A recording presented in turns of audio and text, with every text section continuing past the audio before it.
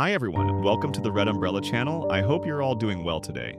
In this video, we'll be breaking down one insane mystery for every Family Guy character. But before we begin, I'd just like to kindly ask you all to subscribe. It's completely free and it really helps us improve these videos for the wonderful community we've managed to build here. Alright, that's enough from me. Let's get started. First up, we have Peter Griffin. Why does Peter keep surviving reality-breaking injuries with no lasting consequences?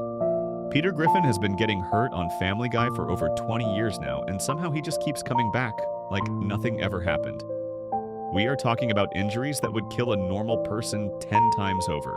The guy has lost all the fingers on his right hand from fireworks exploding in his face. He has been in a massive stroke that paralyzed half his body.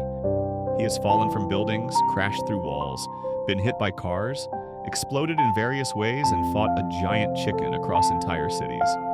Yet, in the next scene or the next episode, Peter is walking around like it was just another Tuesday. The whole thing started back when Family Guy first aired in 1999. Seth MacFarlane created the show after working at Hanna-Barbera on cartoons like Johnny Bravo and Dexter's Laboratory.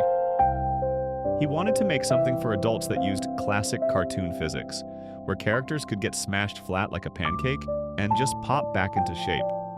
That approach from old Looney Tunes cartoons became a huge part of what makes Family Guy work. Peter Griffin is basically a cartoon character living in a slightly more realistic world, which means he gets all the benefits of cartoon logic when it comes to surviving things.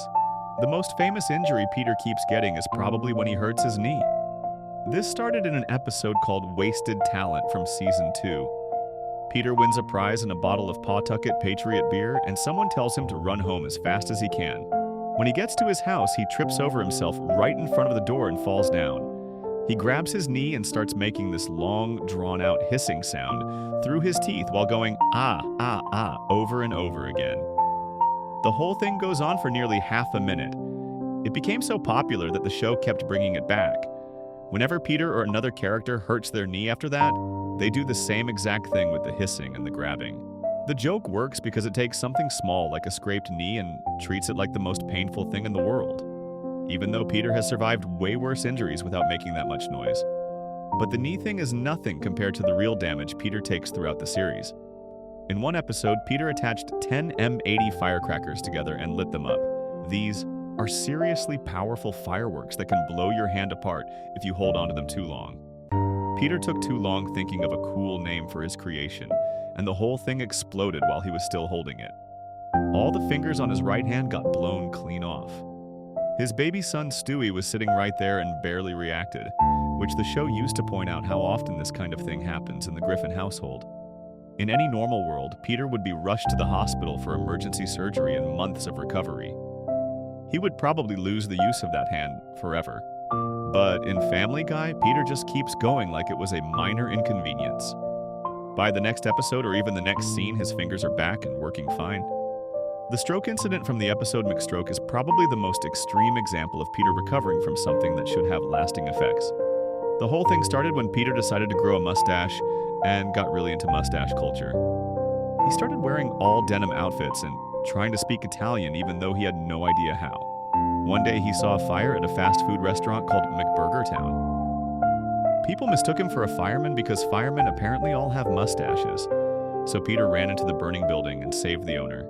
He lost his mustache in the fire, which really upset him. The grateful owner gave Peter free hamburgers for life as a thank you gift. Peter dealt with losing his mustache by eating 30 hamburgers in one sitting at the restaurant. 30 whole hamburgers. That is an absolutely insane amount of food for anyone to eat at once. Hamburgers are heavy and greasy and full of salt and fat.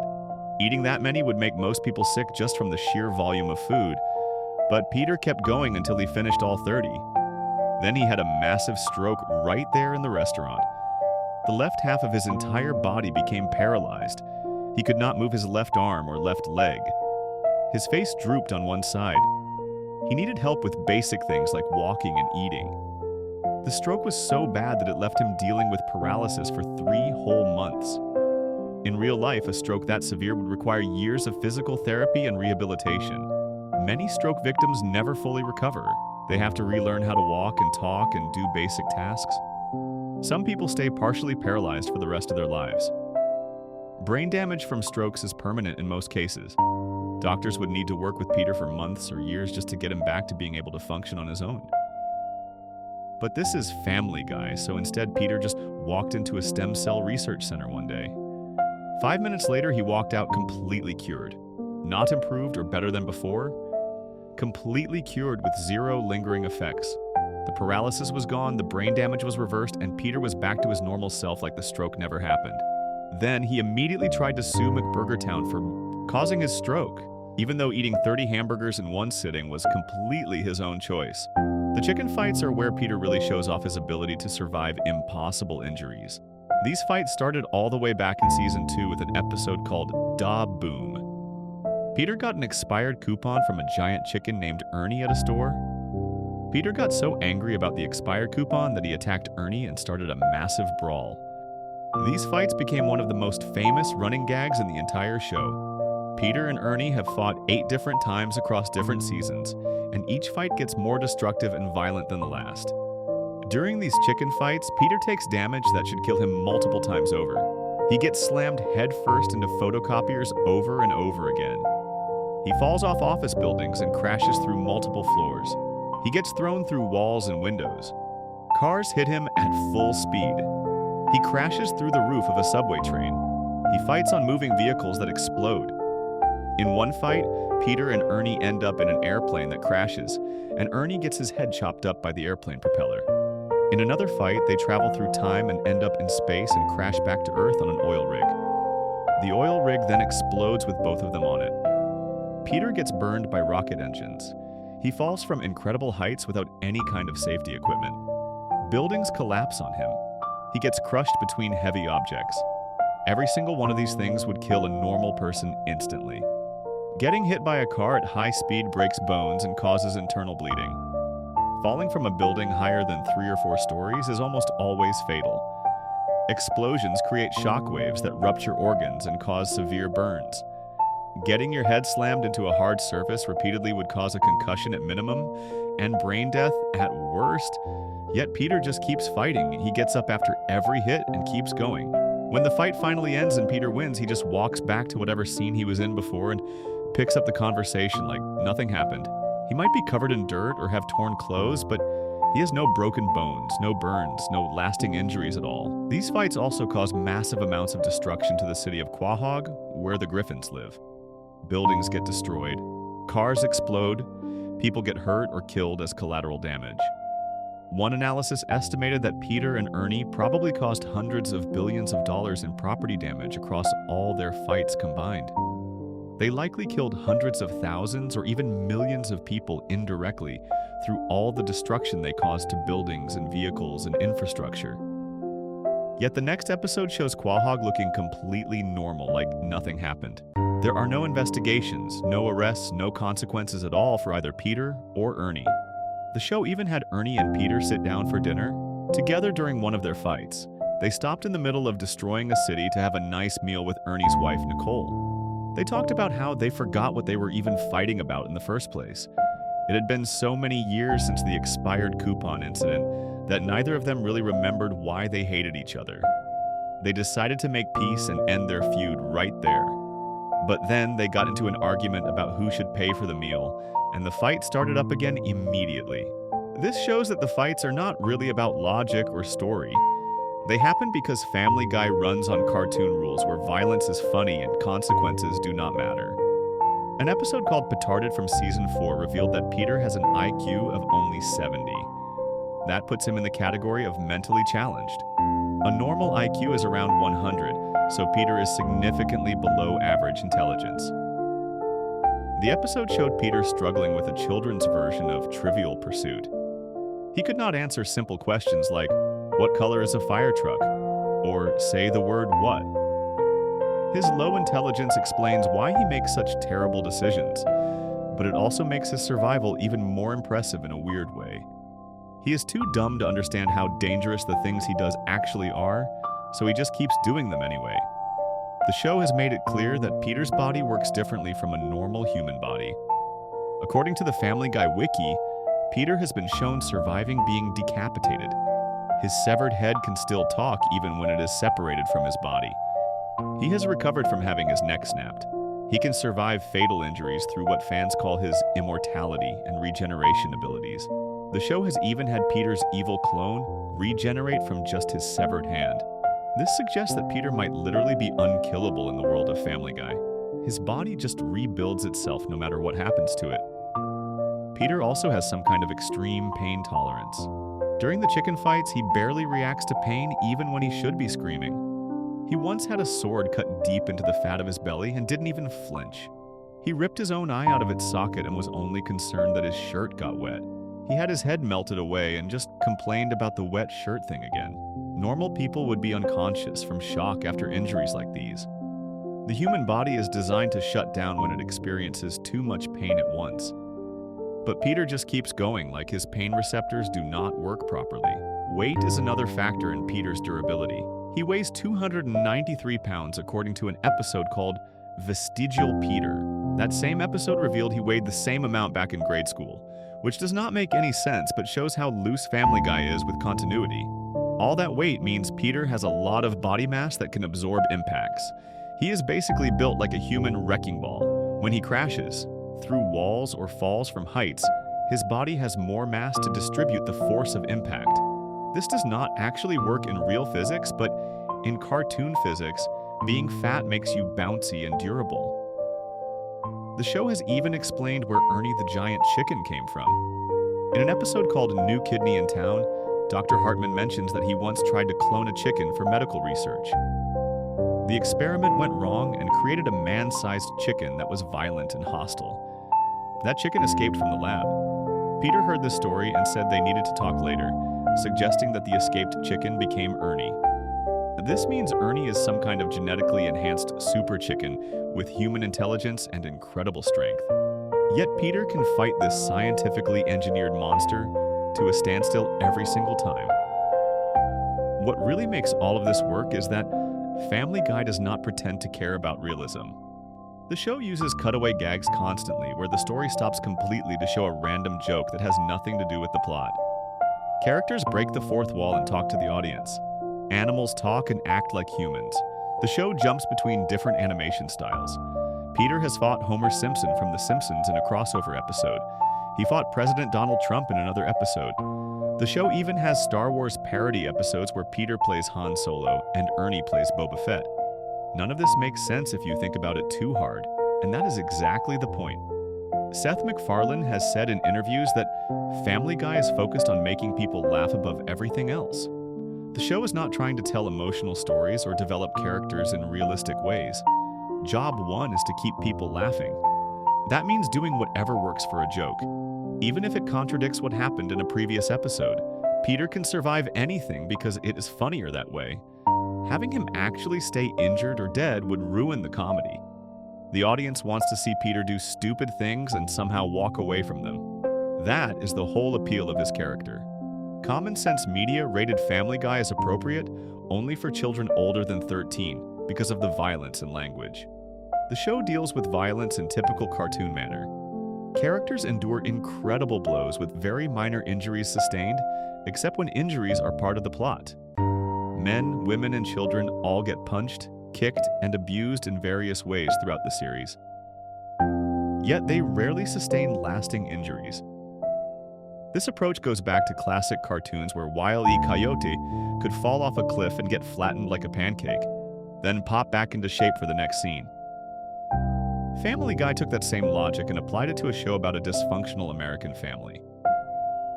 The lack of consequences is actually important to how Family Guy works as comedy. If Peter stayed injured or dead, the show would have to deal with serious topics like disability, grief, and loss. Those topics can be funny in the right context, but they would slow down the rapid-fire joke style that makes Family Guy popular. The show needs Peter to be ready for the next adventure, the next fight, the next stupid decision. Having him spend multiple episodes recovering from injuries would kill the pace, so instead Peter just heals instantly and moves on to the next scene. This creates a world where Peter is essentially invincible through cartoon logic. He can fall from any height, get hit by any vehicle, survive any explosion, and walk away with, at most, some temporary discomfort.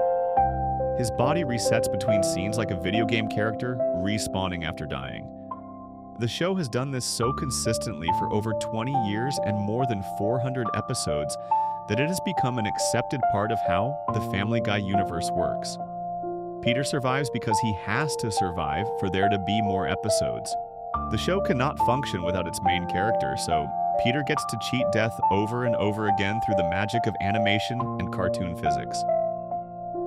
Before we move on, make sure to subscribe if you're enjoying this breakdown. Moving on, we have Lois Griffin. What is Lois still hiding about her violent past and secret double life? Lois Griffin. What is Lois still hiding about her violent past and secret double life? Lois Griffin looks like the perfect housewife and mother on the surface. She has red hair, a nice voice, and seems like the responsible adult in a house full of chaos. For over 20 years on Family Guy, she has been the person trying to keep Peter from doing stupid things and making sure the kids stay somewhat normal. But that image is hiding something much darker. Lois has a violent past that keeps showing up in strange ways. She has committed serious crimes, killed people, and lived a completely different life before she became a Griffin. The show has been slowly revealing these secrets over the years, and the full picture is actually pretty disturbing.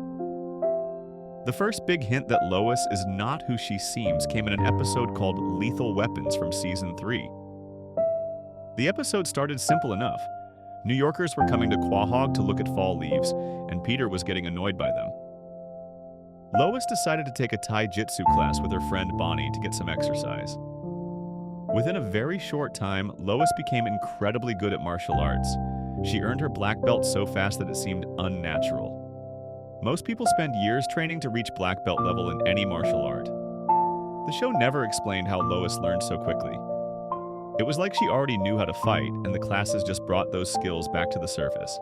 Once Lois had her black belt, things got weird fast. Peter saw her beat up a New Yorker who was bothering him at a bar, and he got the idea to use Lois as a weapon. He started taking her around town and having her fight people. At first, Lois did this to help Peter stay out of trouble, but something changed in her. She became aggressive and violent in ways that went way beyond self-defense. She attacked her own karate teacher at the dojo for no good reason. She grabbed Peter by the crotch and said, "This is mine. This is where my babies come from," in a threatening way. She refused to take no for an answer when it came to sex, forcing herself on Peter even when he clearly did not want it. Peter told Brian the next morning that Lois was the man the night before, and he looked genuinely scared. This was not normal behavior for someone who just learned martial arts. The fighting skills seemed to unlock something dark inside Lois that had been there all along. She became so violent and out of control that the episode ended with the entire Griffin family getting into a massive brawl that destroyed their house. Everyone was fighting everyone else with serious force.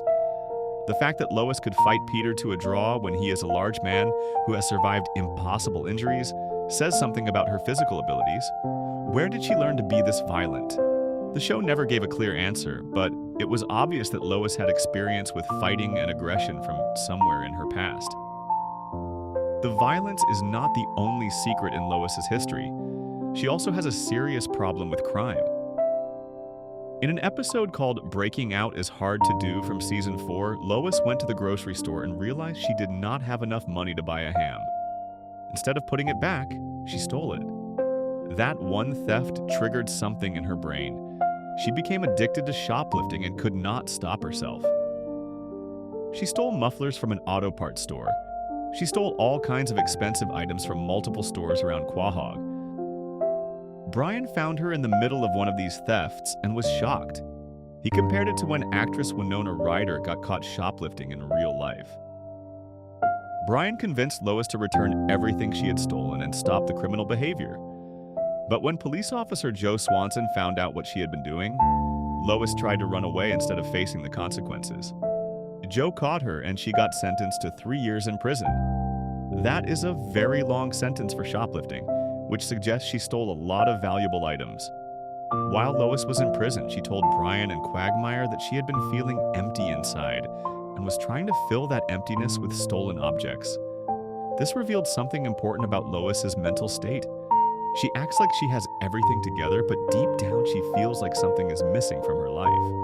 The family eventually broke Lois out of prison instead of letting her serve her sentence.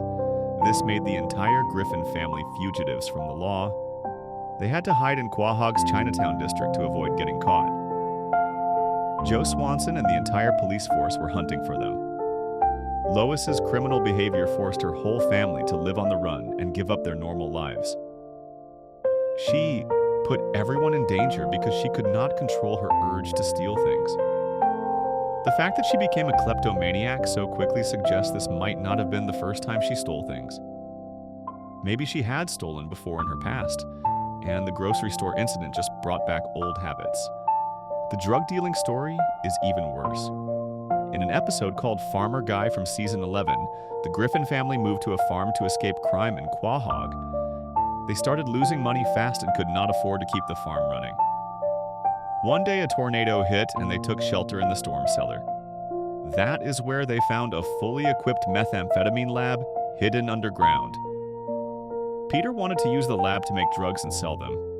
Lois thought about calling the police at first, but then she changed her mind and decided that making drug money was acceptable as long as it saved the farm. Lois went all in on the drug operation. She became the person in charge of running the meth lab. When Brian came back from college and discovered what the family was doing, Lois immediately told him he could not have any of the drug money. She was protective of the criminal enterprise she had built. The drugs they manufactured ended up flooding Quahog and causing a massive crime wave. The town descended into chaos with people getting addicted and committing crimes to get more drugs. Lois only stopped when she saw the destruction their product had caused to the entire community. This means she was willing to break serious federal drug laws and put an entire town in danger just to make money. She showed no guilt or hesitation until the consequences became impossible to ignore. The most shocking revelation about Lois came in an episode called Undergrounded from season 18. Peter was trapped in a collapsed tunnel with his friends Joe Quagmire and Cleveland. They started sharing secrets to pass the time. Peter revealed something that he had been keeping quiet for years. During his honeymoon with Lois, she killed a waitress to prove her love for him. The episode ended with Peter and Lois at a seaside cafe in the present day. Peter pointed at their waitress and Lois calmly pulled out a gun, showing that she is still ready and willing to kill people even 20 years after the honeymoon murder. This was not treated as a joke or an exaggeration. The show presented it as something that actually happened. Lois committed murder during what should have been the happiest time of her life. She killed an innocent person who was just doing their job, serving food. The murder was apparently Peter's idea since he selected the waitress for Lois to kill. But Lois went through with it without any hesitation. She shot someone to death just to show Peter how much she loved him. That is the behavior of someone with serious psychological problems and a complete lack of empathy for other human beings. This was not the only person Lois has killed. In an episode from season 16 called Boy, Dog Meets Girl, Dog, the character Chris revealed that Lois once told him she killed a jaywalker. A jaywalker is someone who crosses the street in the wrong place. That is a minor traffic violation that usually just gets you a small fine. Lois apparently thought it was worth killing someone over. The show never explained when this happened or why Lois did it. Chris just mentioned it casually like it was a normal thing for his mother to have done. This suggests that Lois has murdered multiple people over the years, and her family knows about it but does not seem to care very much. Lois also has a secret past as a pornographic actress. In an episode called And I'm Joyce Kinney from season 9, a local news reporter named Joyce Kinney discovered that Lois appeared in an adult film during her college days. The video was titled Quest for Fur, and it showed Lois in sexual situations that were filmed and sold. Joyce played the tape on the local news for the entire town to see. This got the Griffin family kicked out of their church. Lois fell into a deep depression because everyone in town now knew about her past in pornography. The show never explained how Lois ended up making a porn film in college. She came from an extremely wealthy family with her father Carter Pewterschmidt being a billionaire. She did not need money. So why did she do it? The most likely explanation is that Lois was wild and rebellious during her younger years. She did things that wealthy daughters are not supposed to do. Making pornography was probably part of a larger pattern of risky and inappropriate behavior. This fits with everything else we know about Lois's past. She has a dark side that comes out when she loses control or feels bored with normal life. The affairs and cheating tell the same story. Lois has cheated on Peter multiple times throughout the series. In an episode called Bill and Peter's Bogus Journey, Lois had sex with former President Bill Clinton. She went to confront Clinton about being a bad influence on Peter, and within minutes, she ended up sleeping with him. Lois felt guilty about this one, which is unusual for her. She offered to let Peter sleep with someone else to make things even. But her willingness to cheat shows that she does not respect her marriage vows when temptation shows up. Lois also tried to seduce Meg's boyfriend Anthony in an episode called Go Stewie Go from season 8. She developed a crush on a teenager and made moves on him even though he was dating her own daughter. Meg caught them making out and was devastated. Lois did not apologize or take responsibility. Instead, she blamed Peter for making her feel bad about herself. She turned her own inappropriate behavior toward a minor into Peter's fault somehow. This pattern shows up over and over with Lois. She does terrible things and then finds ways to avoid taking responsibility for them. In an episode called Stuck Together Torn Apart from Season 2, Peter and Lois both suspected each other of cheating. Peter discovered that Lois went on a date with Glenn Quagmire, their sex-addicted neighbor. This turned out to be a misunderstanding from when Peter time-traveled and changed the past in another episode. But the fact that Lois has gone on dates with Quagmire multiple times across different episodes and alternate timelines suggests she has at least some interest in him. She has also had sexual encounters with a man named Jerome and several other people over the years. Her nickname in some circles is Loose Lois because of her reputation for promiscuity. The gambling problem adds another layer to Lois's issues. In the very first season of Family Guy, an episode called The Sun Also Draws showed the Griffin family stopping at a Native American casino. Lois started playing the slot machines and could not stop herself. She gambled away so much money that she lost the family car. They were stranded at the casino with no way to get home. Peter had to pretend to be Native American and go through a vision quest just to get the car back. Lois showed no remorse for gambling away their only vehicle and forcing Peter to lie to tribal elders. She was completely focused on the thrill of gambling and ignored the damage it was causing to her family. Addiction runs through everything Lois does. She is a recovering methamphetamine addict, according to information revealed in multiple episodes. She has been addicted to shoplifting, gambling, prescription pills, and possibly other substances over the years. In an episode called Prescription Heroin from season 18, Lois stole painkillers that were prescribed to Brian after he got injured. She became so addicted to the pills that she held baby Stewie underwater in the toilet to retrieve a pill she had dropped. She nearly drowned her own infant son to feed her drug addiction. Brian had to save Stewie from drowning while Lois was completely focused on getting the pill back. Her treatment of her children reveals more about her character. Lois has admitted multiple times that she never wanted to be a mother in the first place. In an episode called A Fish Out of Water from season 5, Lois told Meg during an awkward car ride that Meg was conceived by accident. Lois had been taking birth control but also took antibiotics, which made the birth control fail. She never intended to get pregnant. Chris was also an accident according to the episode of Mission Impossible. He was conceived because a condom broke, and the lawsuit from the condom company paid for the Griffin house. In an episode called The Candidate, Peter revealed that all 3 children were actually conceived when Lois raped him to get pregnant, because she wanted to feel like her existence was justified by becoming a mother. Lois is verbally and emotionally abusive toward her daughter Meg on a regular basis. She makes cruel comments about Meg's appearance and personality. She shows clear favoritism toward Chris and Stewie while treating Meg like she is worthless. In an episode called Peter's Daughter, Lois actually instructed Meg on how to have a miscarriage. She told her own daughter how to terminate a pregnancy instead of supporting her or helping her make better choices. In another episode called Stew-roids, Lois gave Meg a book by Sylvia Plath and a bottle of sleeping pills, then said, "Whatever happens, happens." This was basically encouraging Meg to commit suicide. These are not the actions of a loving mother. They show someone who resents her children and wishes they did not exist. The boxing career is another piece of the puzzle. In an episode called Baby You Knock Me Out from season 12, Lois became a professional boxer. She was so good at boxing that she retired with an undefeated record of 18 wins and 0 losses. She became the top-ranked fighter in all of Rhode Island.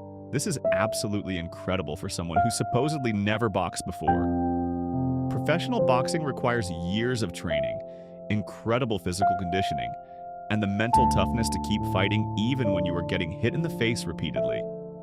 Lois dominated every opponent she faced. Combined with her black belt in Taijutsu, this proves that Lois is one of the most dangerous fighters in the entire Family Guy universe. She could probably beat almost anyone in a physical confrontation if she wanted to. Where did all these fighting skills come from? The show has dropped hints about Lois's past but never given a complete explanation. She grew up in an extremely wealthy family. Her father, Carter Pewterschmidt, is a billionaire who owns multiple companies. Lois should have grown up sheltered and protected. Instead, she learned how to fight like a trained killer. She learned how to use guns. She developed the ability to kill people without hesitation or remorse. Something happened during her youth that turned her into someone capable of extreme violence. Her brother Patrick provides one possible clue. Patrick Pewterschmidt is Lois's older brother who was sent to a mental institution after he became a serial killer. The show revealed this in an episode called The Talented Mr. Stewie from season 8. Patrick killed multiple fat people before getting caught and locked up. The fact that Lois has a brother who is a serial killer suggests that violence and mental illness might run in the Pewterschmidt family. Maybe Lois inherited some of the same psychological problems that turned Patrick into a murderer? She just managed to hide them better by getting married and playing the role of a normal housewife. The biggest mystery is why Lois ended up with Peter in the first place. She came from incredible wealth and had opportunities that most people can never imagine. She was selected to join the Olympic diving team but dropped out when she got pregnant with Meg. She could have married someone rich and successful. Instead, she fell in love with Peter Griffin, who was working as a towel boy at a country club when they met. Her father Carter tried everything possible to keep them apart. He knocked Peter unconscious and had him shipped to the middle of the ocean to drown. He offered Peter $1 million to stay away from Lois. Peter turned down the money and kept pursuing her anyway. Why did Lois choose Peter? The most logical explanation is that Lois was attracted to chaos and danger. Peter is stupid, reckless, and constantly causes disasters. A normal woman from a wealthy family would run away from someone like that. But Lois is not normal. She has a dark side that craves excitement and violence. Being with Peter means never being bored. Every day brings a new crisis or stupid scheme. For someone who secretly made pornography in college, murdered people, dealt drugs, and became addicted to multiple substances, a normal marriage to a respectable man would probably feel like torture. Peter gives Lois an excuse to keep acting out and doing terrible things while maintaining the appearance of being a responsible mother and wife. The transformation of Lois over the years shows this clearly. In the early seasons of Family Guy, Lois was portrayed as the voice of reason and the moral center of the family. She tried to stop Peter from doing stupid things. She took care of the children, she kept the house running, but as the show continued into later seasons, Lois got darker and more violent. The writer stopped pretending she was the good parent and started revealing all the horrible things she has done. It is almost like they decided to show the real Lois instead of the fake version she presents to the world. The pattern is always the same. Lois tries to be normal for a while. Then something triggers her and she loses control. She becomes violent, criminal, or sexually inappropriate. She hurts people and causes destruction. Then she either gets caught and forced to stop, or she realizes what she has done and feels brief guilt before going back to acting normal again. The cycle repeats over and over throughout the series. This is not the behavior of someone who occasionally makes mistakes. This is someone with serious psychological problems who is barely holding it together. Lois Griffin is not the typical sitcom mom. She is not Marge Simpson or Claire Huxtable. She is hiding a violent criminal past that keeps breaking through the surface. She has killed multiple people. She has dealt drugs that destroyed her entire town. She has stolen, cheated, fought, and harmed her own children. The fact that she gets away with all of it and keeps living a normal life in Quahog is one of the biggest mysteries in Family Guy. Any normal person would be in prison for life based on the crimes Lois has committed. But she just keeps going, pretending to be a responsible mother while her past and her dark urges keep threatening to tear everything apart. The question is not whether Lois will do something terrible again. The question is what she will do next, and how much damage it will cause before someone finally stops her. Before we move on, make sure to subscribe if you're enjoying this breakdown. Moving on to Stewie Griffin. Is Stewie really a super genius? Or is this just how a normal baby experiences the world Stewie Griffin? Is Stewie really a super genius? Or just how a normal baby experiences the world? Stewie Griffin talks like an adult, builds time machines in his bedroom, and has an English accent, even though he was born in Rhode Island. He plots to kill his mother Lois and travels through time with his best friend Brian the dog. For over 20 years on Family Guy, Stewie has been presented as a super genius baby who can do things that most scientists could not accomplish in a lifetime. But there is something strange about all of this. Sometimes Stewie acts exactly like a normal baby. He does not understand how toilets work. He thinks his father Peter really disappears during peekaboo games. He has trouble with basic shapes. Other characters seem to hear him talking, but they ignore him like he is just making baby noises. This raises a huge question that fans have been debating since the show started. Is Stewie really a genius, or is the show just depicting how a normal baby experiences the world through his own imagination? The evidence for Stewie being a real genius is overwhelming at first glance. He has built a working time machine that he keeps hidden in his room. This is not just any time machine either. It actually works, and has been used in multiple episodes across many seasons. Stewie and Brian have traveled back to Nazi Germany in 1939 during the World War II. They went back to the pilot episode of Family Guy itself to watch the events that started the series. They traveled to the Renaissance to watch Leonardo da Vinci paint the Mona Lisa. They went back to the moment when Jesus Christ was crucified to try changing Christianity. They even caused the Big Bang and created the entire universe accidentally during one of their time travel adventures. That time machine gets used so much that Meg revealed she has been aware of it the whole time because her bedroom is next to Stewie's room, and the noise from the time machine wakes her up constantly. The time machine is just one invention in a massive collection. Stewie has built a weather control device that he tried to use to kill all the broccoli in the world because he hated eating vegetables. He created a mind control device to force other people to do what he wants. He made a teleporter that lets him travel to different universes where reality works differently. In one universe, everyone is drawn in a Disney animation style. In another universe, dogs are the intelligent species and humans are pets. He built a shrinking ship like from the movie Fantastic Voyage and used it to travel inside Peter's body to fight against sperm cells before they could create a new baby sibling. He invented a machine to switch bodies with other people. He created a device to enter dreams. He has laser guns, ray guns, and various weapons hidden all over his room. The list goes on and on through hundreds of episodes.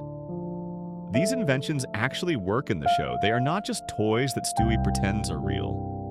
When Brian uses the time machine, he really travels through time. When the weather device gets activated, the weather really changes. When the multiverse teleporter turns on, Brian and Stewie really visit alternate dimensions. The show treats these inventions as functional technology that has real effects on the world. This would be impossible if Stewie was just a normal baby imagining things. A baby's imagination cannot actually change reality or transport people through time. So the inventions must be real, which means Stewie must be a genuine super genius who can build technology that surpasses anything modern science has achieved. But then there are the problems with this explanation. Stewie displays behavior throughout the series that completely contradicts the idea of him being a genius. He truly believes Peter has disappeared when Peter covers his face during a game of peekaboo. This is something that normal babies do before they develop object permanence, which is the understanding that things still exist even when you cannot see them. A genius who can build time machines would understand that Peter is just hiding his face and is not actually vanished from reality. Yet Stewie reacts with genuine surprise every single time Peter reveals himself. This is not Stewie pretending to play along with a game. He actually thinks Peter disappeared and came back. Stewie also struggles with understanding basic shapes. There are multiple episodes where he has serious difficulty with shape-sorting toys that are designed for toddlers. These toys have holes cut in the shape of circles, squares, and triangles, and you put the matching shaped block through the matching hole. This is something that normal 2-year-olds can figure out. Yet Stewie, who supposedly has the intelligence to understand quantum physics and build time travel technology, cannot consistently get the circle block to go through the circle hole. He gets frustrated and angry at these toys because he does not understand how they work. How can someone build a machine to travel between universes but not understand that a circle-shaped block goes in a circle-shaped hole? The toilet issue is even more revealing. Stewie does not know how to use a toilet. He still wears diapers and uses them like any normal baby would. In multiple episodes across many seasons, Stewie has shown that he has absolutely no idea what toilets are for or how they function. He treats them like mysterious objects that serve some unknown adult purpose. Yet, this is the same character who has built advanced robotics, energy weapons, and technology that can manipulate the fabric of space and time. A 1-year-old baby not understanding toilets makes perfect sense. A super genius not understanding toilets makes no sense at all. It reveals a fundamental disconnect between what Stewie supposedly knows and what he actually understands. Then there is Rupert. Rupert is Stewie's teddy bear, and Stewie talks to Rupert like Rupert is alive and can talk back. Stewie has full conversations with Rupert where he shares his secrets, asks for advice, and treats the stuffed bear like his closest confidant. When Rupert gets sold to another family in one episode, Stewie goes on a desperate cross-country adventure to get him back because he cannot imagine life without his teddy bear friend. This is completely normal behavior for a small child. Young children often have strong attachments to stuffed animals and blankets. They create imaginary relationships with toys because their developing brains are learning about social interaction and emotional bonds. But a super genius would understand that Rupert is just cotton and fabric. Rupert cannot think or feel or respond, yet Stewie genuinely treats Rupert as if the bear is sentient and can communicate with him. The biggest clue that something is wrong with the genius theory comes from how other characters react to Stewie. The show has been deliberately inconsistent about who can understand what Stewie says for the entire 25-year run. Brian always understands Stewie perfectly and they have normal conversations. Chris sometimes understands him. Everyone else hears Stewie talking but reacts in strange ways. Sometimes they respond to what he said as if they heard him clearly. Other times they completely ignore him like he is just making baby babbling sounds. Peter and Lois especially seem to hear Stewie but not take him seriously at all. Seth MacFarlane, who created Family Guy and does Stewie's voice, has tried to explain this several times over the years. In one interview, he said that everyone can basically understand Stewie, but they just ignore him or think, oh, how cute when he talks because he is a baby. In another explanation, he compared it to cartoon logic, like how Wile E. Coyote can survive impossible falls in old cartoons. At a convention panel in 2011, MacFarlane said adults can hear what Stewie says, but they do not take him seriously because he is a child. This is similar to how adults might hear a 4-year-old talk about wanting to be president when they grow up. And the adults smile and nod, but do not treat it like a real plan. This explanation creates a huge problem, though. If adults can hear and understand Stewie, why don't they react to the truly disturbing things he says? Stewie spent the first 6 seasons of the show constantly plotting to murder Lois. He would describe in explicit detail exactly how he planned to kill her. He talked about building weapons specifically designed to assassinate his mother. He expressed violent hatred toward Lois and swore he would not stop until she was dead. If Peter and Lois could actually hear and understand these murder plots, they would not just smile and think it was cute. They would be horrified. They would get Stewie professional help immediately. The fact that they never react to his most extreme statements suggests they genuinely cannot understand what he is saying. Or perhaps he is not actually saying these things out loud at all. there is a fan theory that might explain all of these contradictions. The theory suggests that Family Guy is actually being told from Stewie's perspective, and what we see on screen is how Stewie experiences and interprets the world around him. This would mean that all the science fiction adventures, the time travel, the advanced technology, might just be how Stewie's baby mind processes normal childhood experiences. When Stewie and Brian go on a time travel adventure to Nazi Germany, maybe they actually just looked at a history book or watched a documentary about World War II. Stewie's imagination turned that into an adventure where they physically traveled to 1939 and met Hitler. When Stewie builds a weather control device to destroy broccoli, maybe he just threw a tantrum about eating vegetables and his parents gave up and let him skip dinner. His baby brain turned that small victory into an epic technological triumph, where he controlled the weather itself. When he invents a shrinking ship to enter Peter's body and fight sperm cells, maybe he just overheard his parents talking about trying to have another baby, and his mind created an elaborate sci-fi adventure to process information he did not fully understand. This theory would explain why Stewie has both genius-level knowledge and baby-level understanding. He does not actually have genius knowledge. He has a baby's limited understanding of the world, but his imagination fills in the gaps with elaborate fantasies that make him feel powerful and important. The character evolution of Stewie supports this theory in an interesting way. In the first seasons of Family Guy, Stewie was obsessed with killing Lois and taking over the world.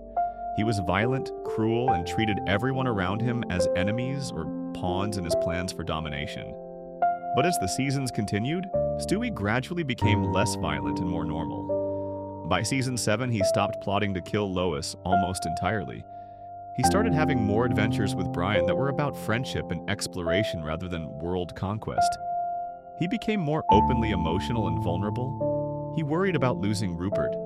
He fell in love with a female toddler named Janet and got his heart broken when it did not work out.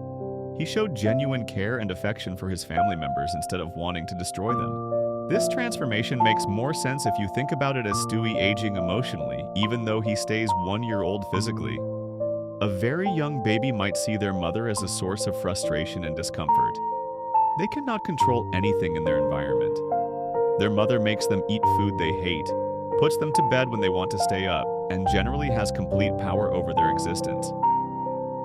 A baby brain might interpret these feelings as hatred and desire for revenge, but as that baby develops emotionally and starts to understand love and attachment, those feelings change. The mother becomes a source of comfort and security instead of a rival. This is exactly what happened with Stewie and Lois. He went from wanting to kill her to seeking her attention and approval.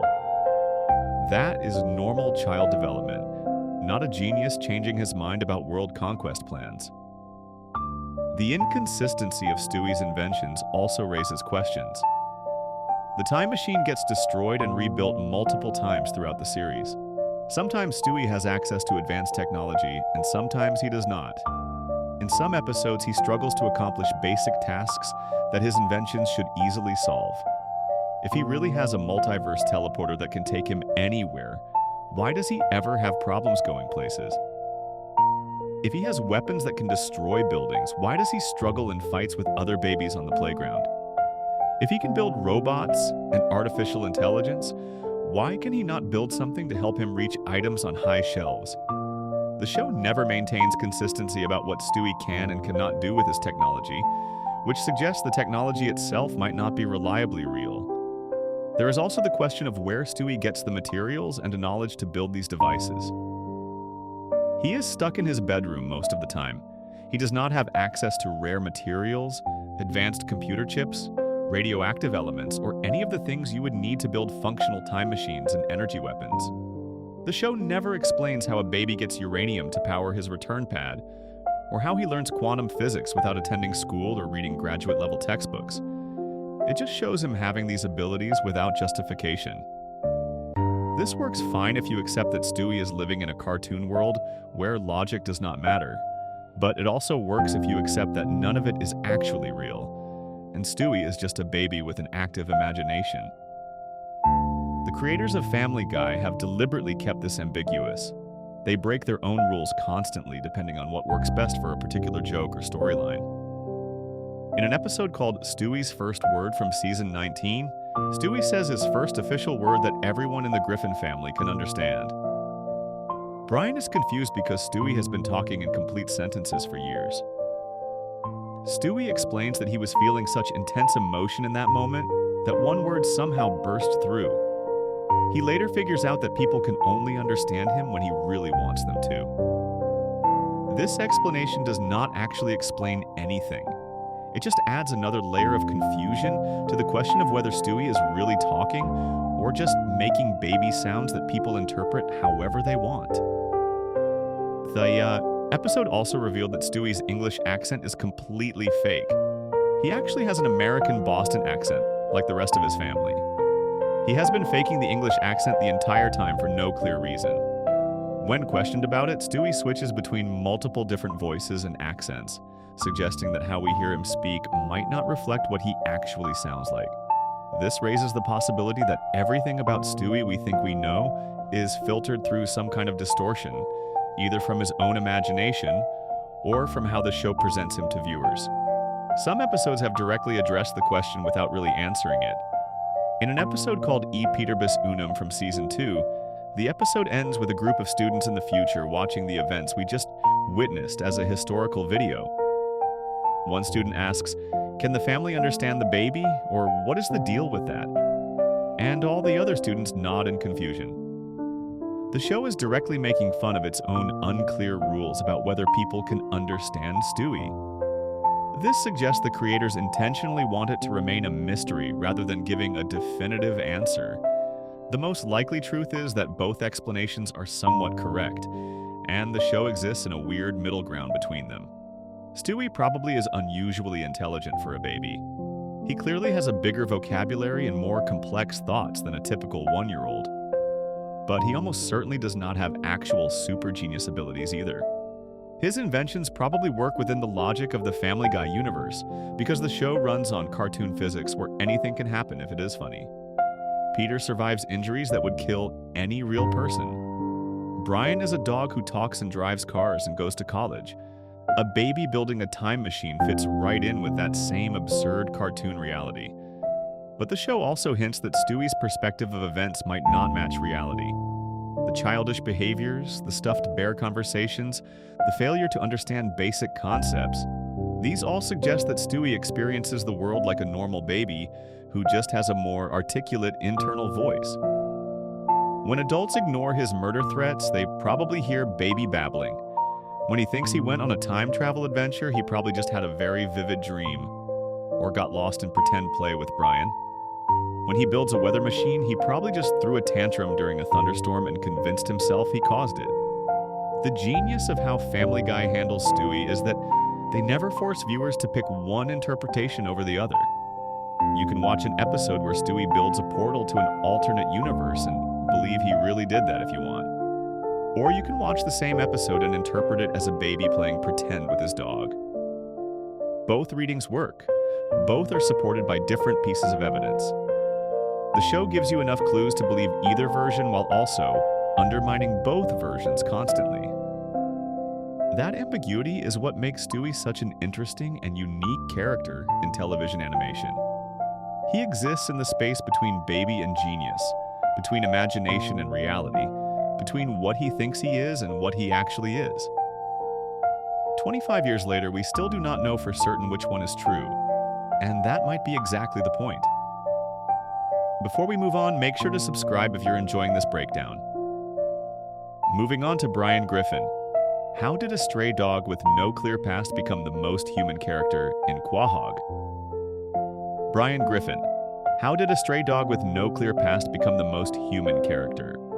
In Quahog, Brian Griffin walks into the Drunken Clam Bar, orders a dry martini, and discusses politics with his best friend Peter. He drives a Toyota Prius with a political bumper sticker. He graduated from an Ivy League university and writes for prestigious magazines. He dates human women and has a teenage human son. He is also a dog. For over 25 years on Family Guy, Brian Griffin has been treated as the most human member of the Griffin household, despite being a white Labrador retriever. But his past before joining the family remains suspiciously unclear. Where did this talking dog come from? How did a homeless stray washing car windows on the highway become more sophisticated than most humans in Quahog? And why does nobody question any of this? The official story of how Brian joined the Griffin family is simple. Peter found him as a homeless stray washing car windshields for change on the side of a highway. Peter felt bad for him and brought him home. That was supposedly 2 to 3 years before the show started. The Griffins had owned another talking dog before Brian named Todd, who was put down at age 15 due to illness the same day Peter got Brian. This makes it sound like talking dogs are just a normal thing in the Family Guy universe that families adopt from time to time. But that explanation raises more questions than it answers. Brian was born on a farm in Austin, Texas, in a litter of 5 puppies. His mother was named Biscuit and his father was named Coco. Both of Brian's parents were normal dogs who could not talk. They behaved like regular animals. Yet somehow Brian came out of that litter as the only puppy who could speak fluent English, walk on 2 legs, and think like a human. The show has never explained how this happened. His 4 siblings from the same litter were apparently normal, non-talking dogs. Brian was the only one born different. When he reunited with his first owner in the episode Road to Rhode Island, he said, "I was the one who could talk," as if this explained why he was special. But it does not explain why he could talk in the first place when his parents and siblings could not. Brian's human attributes have been present since his puppyhood, according to the show. He did not develop them over time. He was born this way. Baby Brian videos show him already walking on 2 legs and displaying human intelligence as a puppy. This is extremely strange considering both his parents were normal dogs. Did something happen at that puppy mill in Austin? Was Brian exposed to something that changed him? The show treats this as completely normal and never investigates it. Everyone just accepts that sometimes a normal dog gives birth to a human-minded talking dog for no apparent reason. The timeline of Brian's past gets even more confusing when you look closely at different episodes. In the episode Brian Portrait of a Dog, Peter is shown in a flashback finding a fully grown adult Brian as a homeless stray. Brian was washing car windshields and Peter brought him home.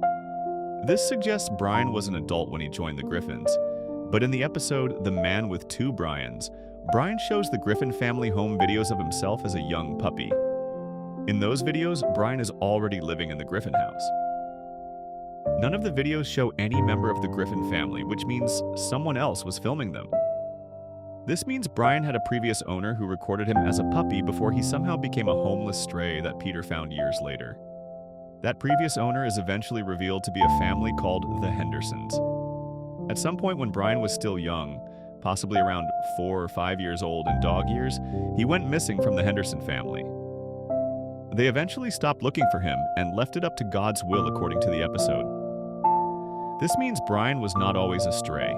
He had a home. He had a family that raised him from puppyhood. Then something happened and he ended up on the streets washing car windows to survive. What caused Brian to leave or lose the Henderson family? Did he run away? Was he abandoned?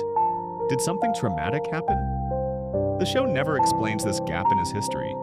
Brian himself claims he was abandoned by his mother Biscuit when he was very young. He discovered in therapy that his cocaine addiction stemmed from his mother abandoning him. In the episode Road to Rhode Island, Brian and Stewie travel back to Austin, Texas to find his mother. They discover that Biscuit had died and her owners had stuffed her body and turned her into a table. Brian stole his mother's taxidermied corpse so he could give her a proper burial. This was clearly traumatic for him. But the timeline does not add up properly. If his mother abandoned him as a very young puppy at the farm in Austin, how did he then end up adopted by the Hendersons? How did he go from abandoned puppy to family pet to homeless stray? There are years of Brian's life that remain completely unexplained. The episode Shortcuts reveals yet another piece of Brian's mysterious past. Brian apparently had a friend named Shredder when he was living as a stray at a park before Peter found him. When Brian got adopted by the Griffins, he left Shredder behind. Shredder has been angry at Brian ever since and even tricks him into getting neutered years later as revenge. This confirms Brian spent significant time as a homeless stray living in parks, But it also raises questions about how a talking dog with human intelligence ended up in such a desperate situation in the first place. What makes Brian's backstory even more suspicious is his education. Despite being abandoned as a puppy, becoming homeless, and washing car windshields for money, Brian somehow attended Brown University, which is an Ivy League school in Rhode Island. He was just one course short of graduating before he dropped out. How did a homeless stray dog get accepted into Brown University? How did he pay tuition? How did he even apply to college? The show treats this as completely normal, but it makes no logical sense. Brown University would require transcripts, test scores, application essays, and tuition payments. Brian would have needed legal documentation and a home address. Yet somehow he managed to attend this prestigious school while living as a stray. Brian also managed to get accepted to write for the New Yorker magazine, which is one of the most prestigious publications in America. They only hire the absolute best writers in the country. Brian was invited to contribute to them, but when they discovered he had not actually graduated from college, they fired him immediately. This means Brian's writing skills were good enough to impress the New Yorker editors, but his lack of a college degree was a deal breaker. How did a dog with an incomplete education develop writing skills sophisticated enough to work at the New Yorker? Where did he learn to write like that? Who taught him? Brian speaks fluent French and Tagalog and is competent in Spanish. He is a member of Mensa, which means his IQ has been tested and verified as being in the top 2% of the population. He loves opera and jazz, and he specifically mentions being a fan of John Coltrane. He can imitate an entire barbershop quartet by himself without accompaniment. These are not skills that someone picks up casually. They require years of education, practice, and cultural exposure. How did a homeless stray dog washing car windows develop such refined and sophisticated knowledge? Where did he get access to classical music education? Who taught him foreign languages?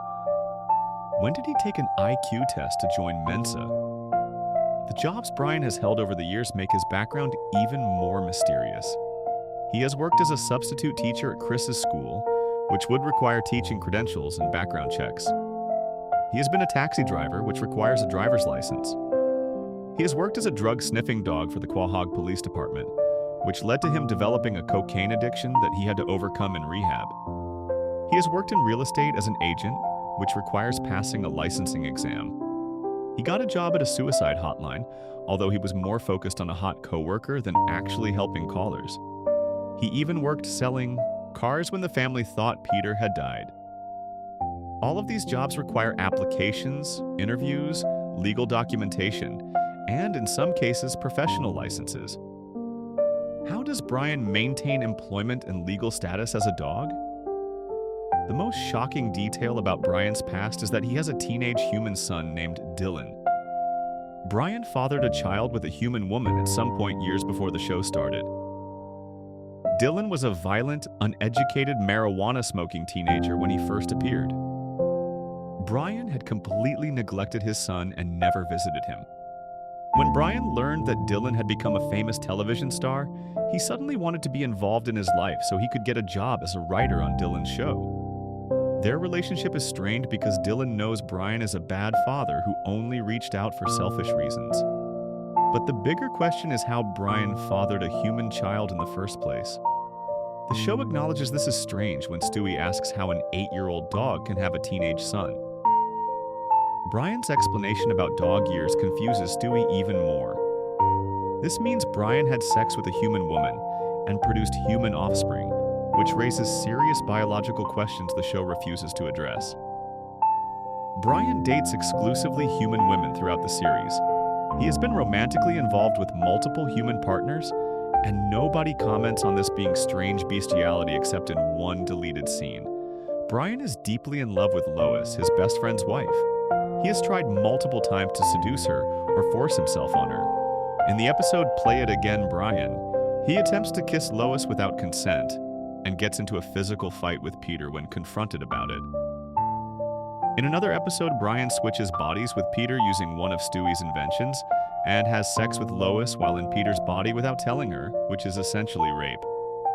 Brian's obsession with Lois and his pursuit of human women shows he identifies completely as human rather than as a dog, despite his canine body. Yet Brian also displays very clear dog behaviors that contradict his human persona. He cleans himself with his tongue. He scratches at fleas with his hind leg. He fears the vacuum cleaner so intensely that Lois named it Mr. Hoover and uses it to chase Brian out of the house when needed. Brian ran excitedly into the kitchen when Meg shook a bag of dog food in one episode. He can only urinate and defecate on the Griffin's front lawn and nowhere else. He sees in black and white like dogs do. These are not learned behaviors. These are biological instincts that Brian cannot control no matter how intelligent and sophisticated he believes himself to be. The most revealing dog behavior is that Brian responds to dog commands and dog social structures, even though he lives like a human. In the episode Brian Portrait of a Dog, Peter enters Brian into a dog show to win prize money for an air conditioner. Brian performs tricks on command, including sitting, rolling over, and balancing a bone biscuit on his nose. He finds this humiliating and demeaning because it makes him feel like he is being treated as a lesser citizen just for being a dog. He storms off in anger and runs away from the family. While living on the streets, Brian is kicked out of the bus station and treated badly by everyone in Quahog simply because he is a dog. He eventually attacks someone out of rage and gets arrested. At his trial, he is sentenced to death by lethal injection because the court does not understand why they are listening to a dog give testimony. Peter has to bribe the officials $20 each to drop the charges. This episode reveals the dark truth about Brian's existence. Despite all his intelligence, education, and sophistication, Brian is still treated as a dog by society and subjected to different legal standards than humans. He can be sentenced to death without a real trial. He can be kicked out of public spaces. He cannot testify in court. Dogs in the Family Guy universe, even talking dogs, are second-class citizens who do not have the same rights as humans. This makes Brian's situation even more tragic. He thinks and acts like a human. He dates human women and has a human son. He attended an Ivy League university and writes for prestigious magazines. But when legal trouble happens, society immediately reverts to treating him as just an animal. The most dramatic moment in Brian's life was when he was killed by a car in the episode Life of Brian from season 12. Stewie had just destroyed his time machine to prevent future disasters. While setting up a street hockey net, Brian was hit by a reckless driver and suffered fatal injuries. He died at the veterinary clinic surrounded by his family. His final words were, "You've given me a wonderful life." The family held a funeral and buried him. Stewie desperately tried to rebuild the time machine to save Brian, but could not get the necessary parts because his dealer had been killed for accidentally drawing Muhammad. After 1 month of mourning, Peter and Lois adopted a new dog named Vinny, an Italian smooth-talking dog voiced by Tony Sirico. Vinny integrated into the family and became Peter's new drinking buddy. But Stewie never accepted the replacement. Eventually, Stewie traveled to a future date in December where he ran into his past self, who still had a working time machine. He borrowed the return pad and went back to prevent Brian's death. Brian was saved and Vinny was erased from the timeline. The fan reaction to Brian's death was enormous. Over 100,000 people signed a petition to bring him back. The hashtag #BringBack. Brian trended on Twitter with over 6,000 mentions in the first hour after the episode aired. Fans sent angry messages to Seth MacFarlane and threatened to boycott the show. The creators claimed they were shocked by how much people still cared about the character. They said they killed him off just to prove they could and to teach viewers not to take loved ones for granted. But Brian was only dead for 2 episodes before being resurrected. The whole thing was a calculated stunt to generate publicity and emotional reactions from fans. Why does any of this matter? Because Brian Griffin represents something unique in television. He is a character who exists in the space between human and animal, never fully belonging to either category. His mysterious past, the unexplained gaps in his timeline, his unclear origins, his impossible education, his relationships with humans, all point to something strange going on beneath the surface. The show deliberately refuses to explain how a normal dog and normal dog produced a talking, human-minded puppy, It never explains how that puppy went from abandoned to adopted to homeless to Ivy League educated. It never addresses how Brian functions legally as a dog while living socially as a human. What we are left with is a character whose entire existence is based on contradictions.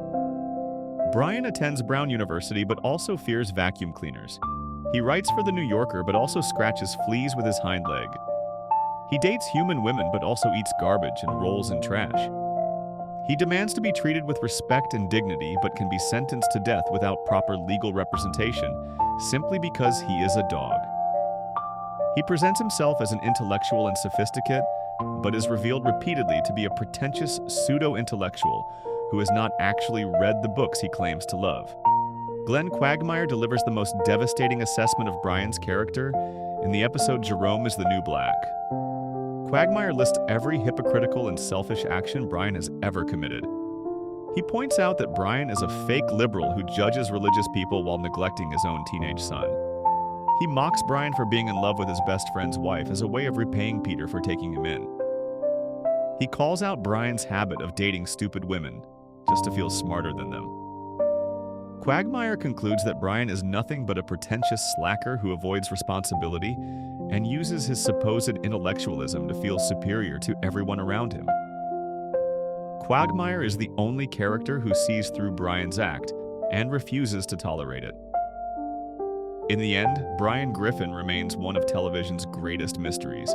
He is a homeless stray with a scattered past who somehow became the most cultured member of his family. He is a dog who lives as a human but cannot escape his animal instincts.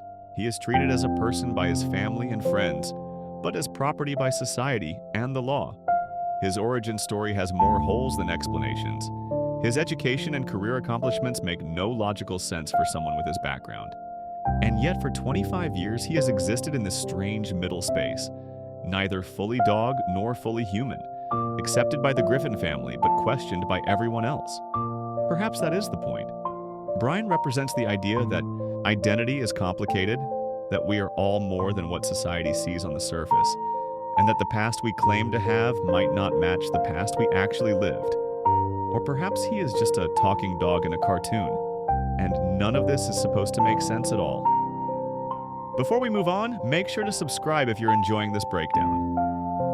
Moving on to Meg Griffin. Why did Meg's entire personality and social life quietly vanish after the early seasons? Meg Griffin.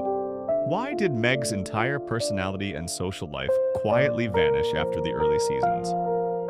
Meg Griffin sits at the dinner table in the pilot episode of Family Guy. She complains about her father's embarrassing behavior. She rolls her eyes at her family's stupidity. She worries about boys at school and wants to be popular. She acts like a normal teenage girl dealing with a weird family.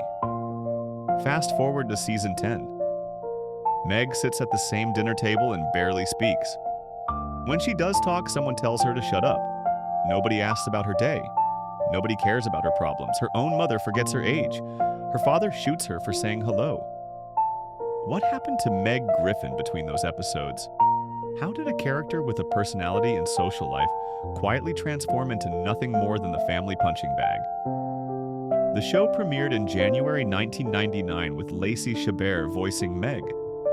In those early episodes, Meg had an actual personality. She was a self-conscious teenage girl who got embarrassed by her family's antics. She wanted boys to like her. She cared about being popular at school. She argued with her parents like any normal teenager would. She had opinions and desires and goals. The family treated her like an actual daughter and sister. Peter grounded her in the very first episode for touching the thermostat, which is a normal parent punishment. Lois forced her to practice piano, which is also normal. They were a dysfunctional family, but Meg was still part of that family in a real way. Then something changed behind the scenes that would alter Meg's character forever. Lacey Chabert left the show after the first season. The official reason was scheduling conflicts with her school commitments and her role on the television show Party of Five. Mila Kunis took over the voice starting in Season 2, Episode 3, called Da Boom. The voices actually switched back and forth for a few episodes in the broadcast order before settling on Kunis permanently. The show has referenced this voice change multiple times as a joke. In one episode, Peter threatened other characters by asking if the name Lacey Chabert meant anything to them, implying he would have them recast too if they questioned him. But the voice change was not the real problem. The real problem was what the writers decided to do with Meg's character after Kunis took over. Seth MacFarlane and the predominantly male writing staff realized something important. They could not write for a teenage girl. They did not understand teenage girl problems or interests or speech patterns. Writing Meg as a realistic teenage character was difficult and unfunny to them, so they made a choice that would define Meg's character for the next 25 years. They decided to stop trying to write her as a real person and just make her the target of everyone's jokes instead. This transformation did not happen overnight. In the first 3 seasons, Meg still had moments of personality. She talked like an inaccurate television portrayal of a teenage girl, constantly discussing boys she had crushes on, trying to become popular, getting embarrassed by her parents, and wanting collagen injections in her lips. She had concerns that normal teenagers have. But starting around season 4, the writers began ramping up the abuse. In the season 4 premiere episode called Don't Make Me Over, a boy rejected Meg for a date by calling her ugly. This was the first time her appearance became a major running joke on the show. The shift became more obvious as seasons progressed. Meg's personality traits started disappearing. Her interests vanished. Her goals disappeared. She stopped having actual storylines about her life and instead became a prop for other characters to abuse. Peter started treating her with open contempt rather than normal fatherly frustration. He told her in one episode that for the first 4 years of her life, he thought she was a house cat. In another episode, Peter revealed that he and Lois almost had an abortion, but decided against it when they arrived at the clinic. In yet another episode, Peter reminded Lois that if they could only save 2 children, they would leave Meg behind. Meg's social life at school also underwent a dramatic transformation. In early episodes, she had friends who appeared in slumber party scenes. These friends had names. Beth was a short-haired blonde girl. Patty was a nerdy redhead. Esther was a nerdy African-American girl. Ruth was a brunette with puffy hair. Colette was also mentioned. These girls would come over to Meg's house and they would gossip about boys and do typical teenage girl activities. The show portrayed them as actual friends who spent time together. They were not particularly popular or cool, but they were friends who cared about each other. Then something strange happened. These friends stopped appearing regularly. Beth completely disappeared after season 6 and has never been seen again. The other friends started showing up less and less frequently. When they did appear in the later seasons, the show characterized them differently. Instead of being portrayed as normal, unpopular girls, they were now shown as complete dateless losers, just like Meg. The show even had them say that Meg was the only one who ever had a boyfriend, and that boyfriend turned out to be a decaying corpse she was dating. The friends went from being actual characters to being jokes about how unpopular Meg is. Meg's romantic life also transformed in a disturbing way. In season 2, she dated a boy named Kevin Swanson, who was the son of the Griffin's neighbor Joe Swanson.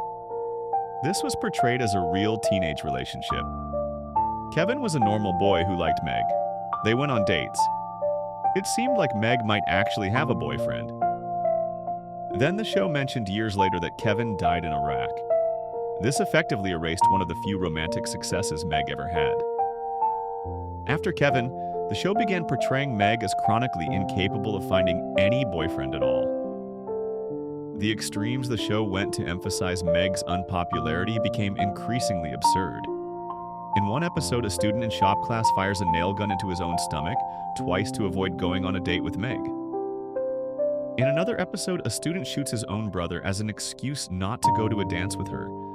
The show made it clear that boys would rather severely injure themselves or others than spend time with Meg. This was treated as comedy, but it also completely destroyed any possibility of Meg having a normal social life. How can a character have friends or romantic interests when the show makes it a running joke that everyone would rather harm themselves than be near her? The family's treatment of Meg reached its worst point during seasons 8 through 14. During these seasons, Meg became nothing more than a punching bag. Her role was not to have a personality or participate in stories. Her role was to absorb abuse so other characters could be funny. Peter would fart in her face. Lois would forget basic facts about her like her age. Chris and Stewie would join in the mockery. Even Brian, who initially treated Meg with some decency, started taking pleasure in being cruel to her. The show turned Meg into a verbal and physical target with no other purpose.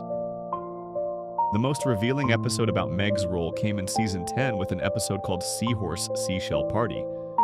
In this episode, Meg finally snaps after taking psilocybin mushrooms during a hurricane. She delivers an angry speech calling out her entire family for their terrible treatment of her. She points out every hypocritical and cruel thing they have done. The family members realize she is right and they feel guilty. But then the episode reveals the disturbing truth. Meg is not just a victim, she is actually the glue that holds the family together. By serving as their scapegoat and absorbing all their cruelty, she prevents them from turning on each other. Meg realizes this and decides to accept her role as the family punching bag because without her serving that function, the family would fall apart. This episode made it official canon that Meg's role in the family is to be abused. The show acknowledged what it had been doing to her character for years and justified it by claiming she keeps the family functional by being their target. This was the lowest point for Meg as a character. She had gone from a teenage girl with a personality and social life to literally existing only to absorb abuse so her family could stay together. The writers essentially admitted they had no idea what else to do with her character, but there were hints throughout the show that Meg has far more to offer than anyone realizes. The show occasionally revealed that Meg has incredible talents that her family ignores. She can do bird calls perfectly. She plays the saxophone better than Lisa Simpson, according to some fans.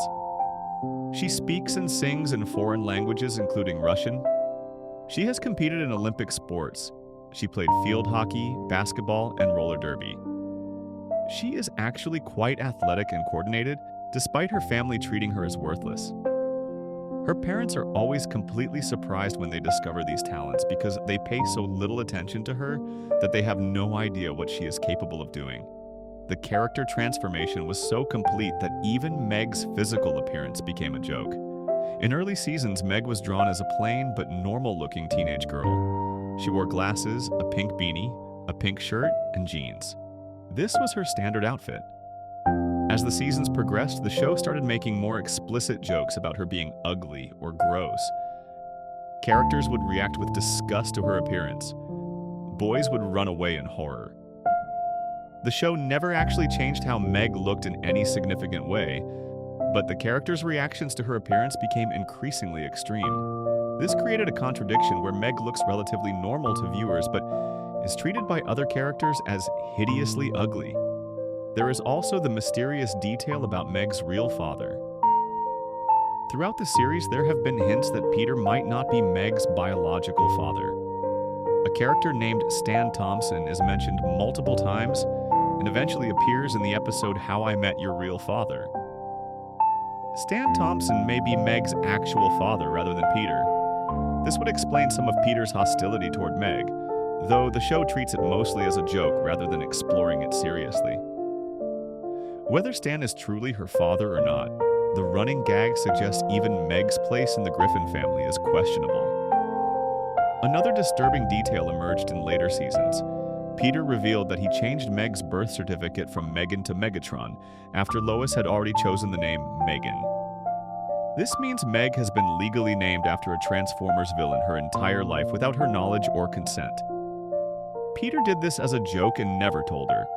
This is just one more way the show demonstrated that Meg has no control over her own identity or life. Even her name was taken away and replaced with something humiliating. Starting around season 15, something changed again.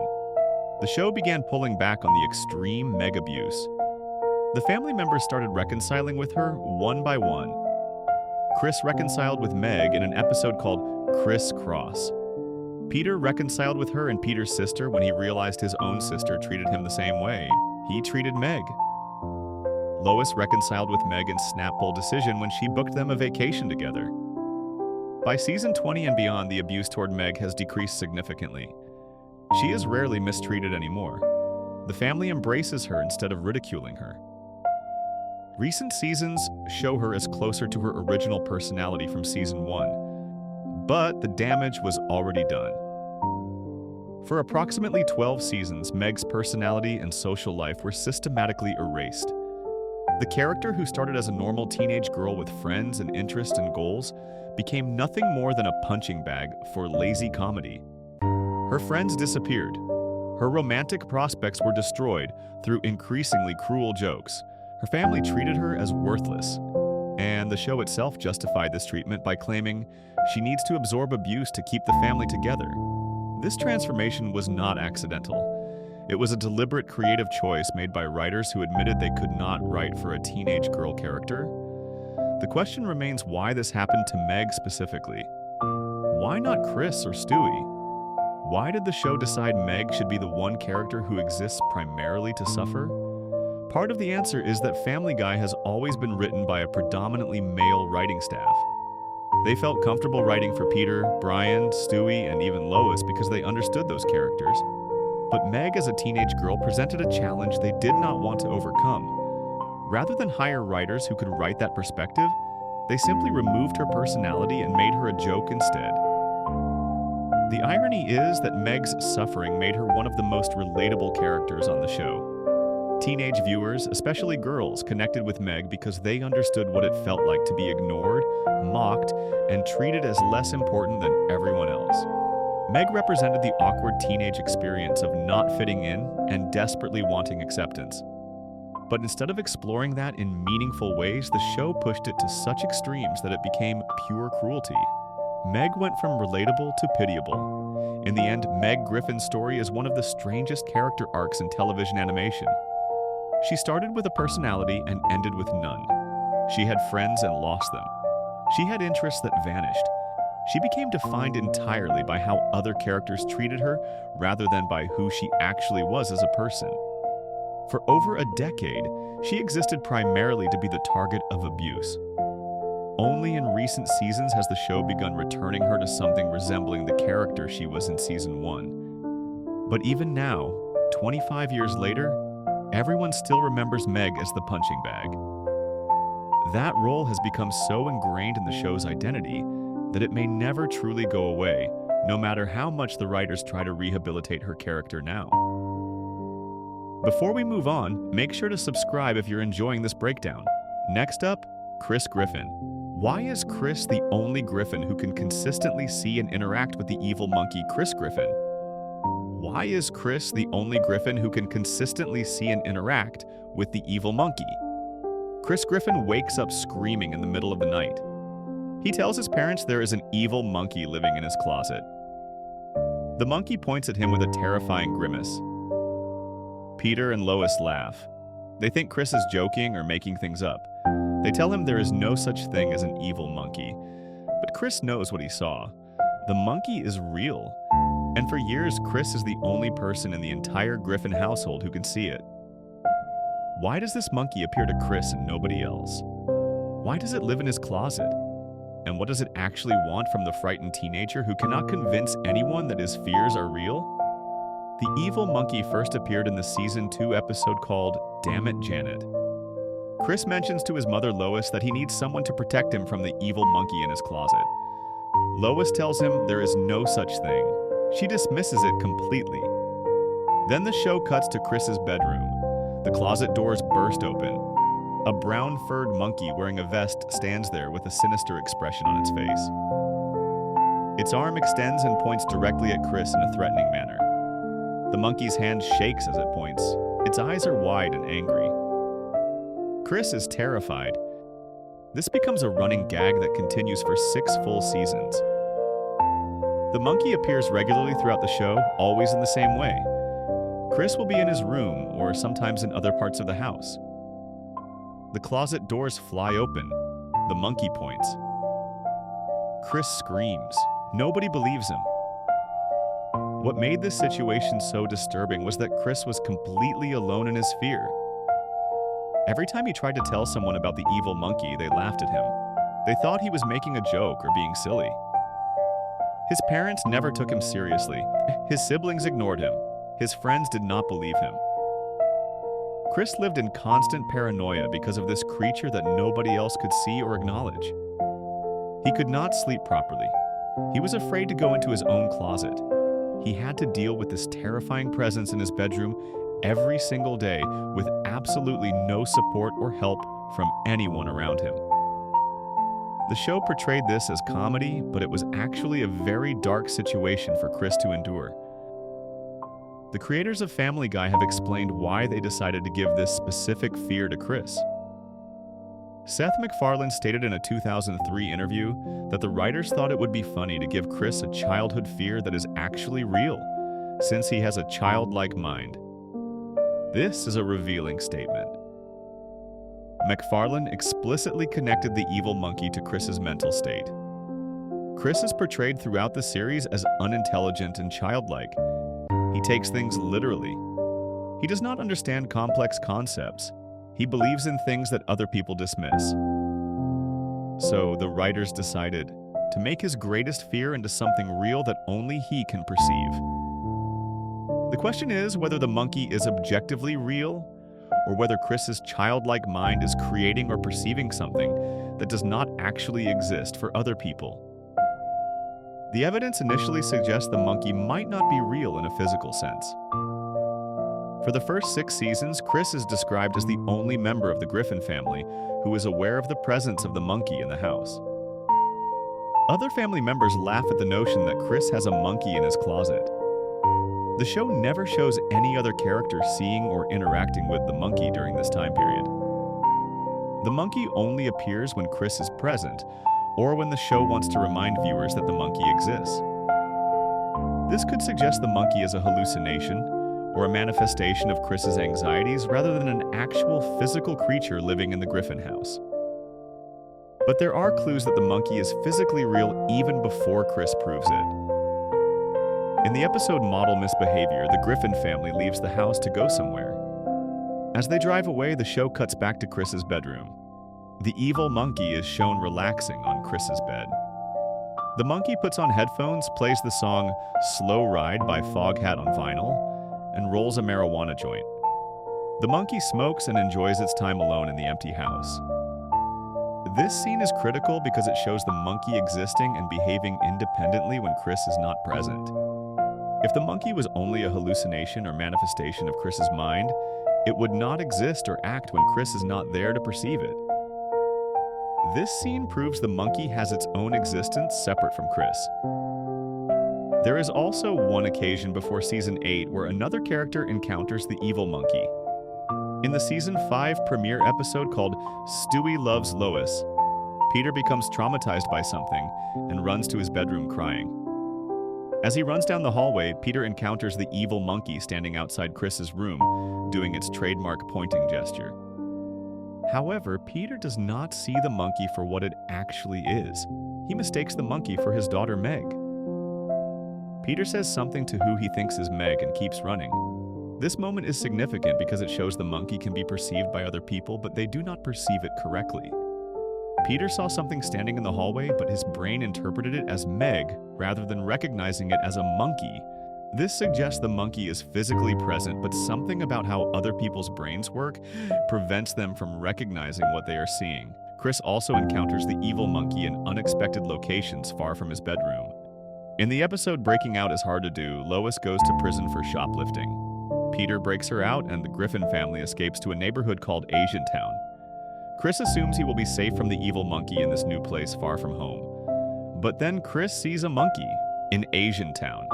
This monkey is portrayed with stereotypically Asian features, but performs the same pointing gesture.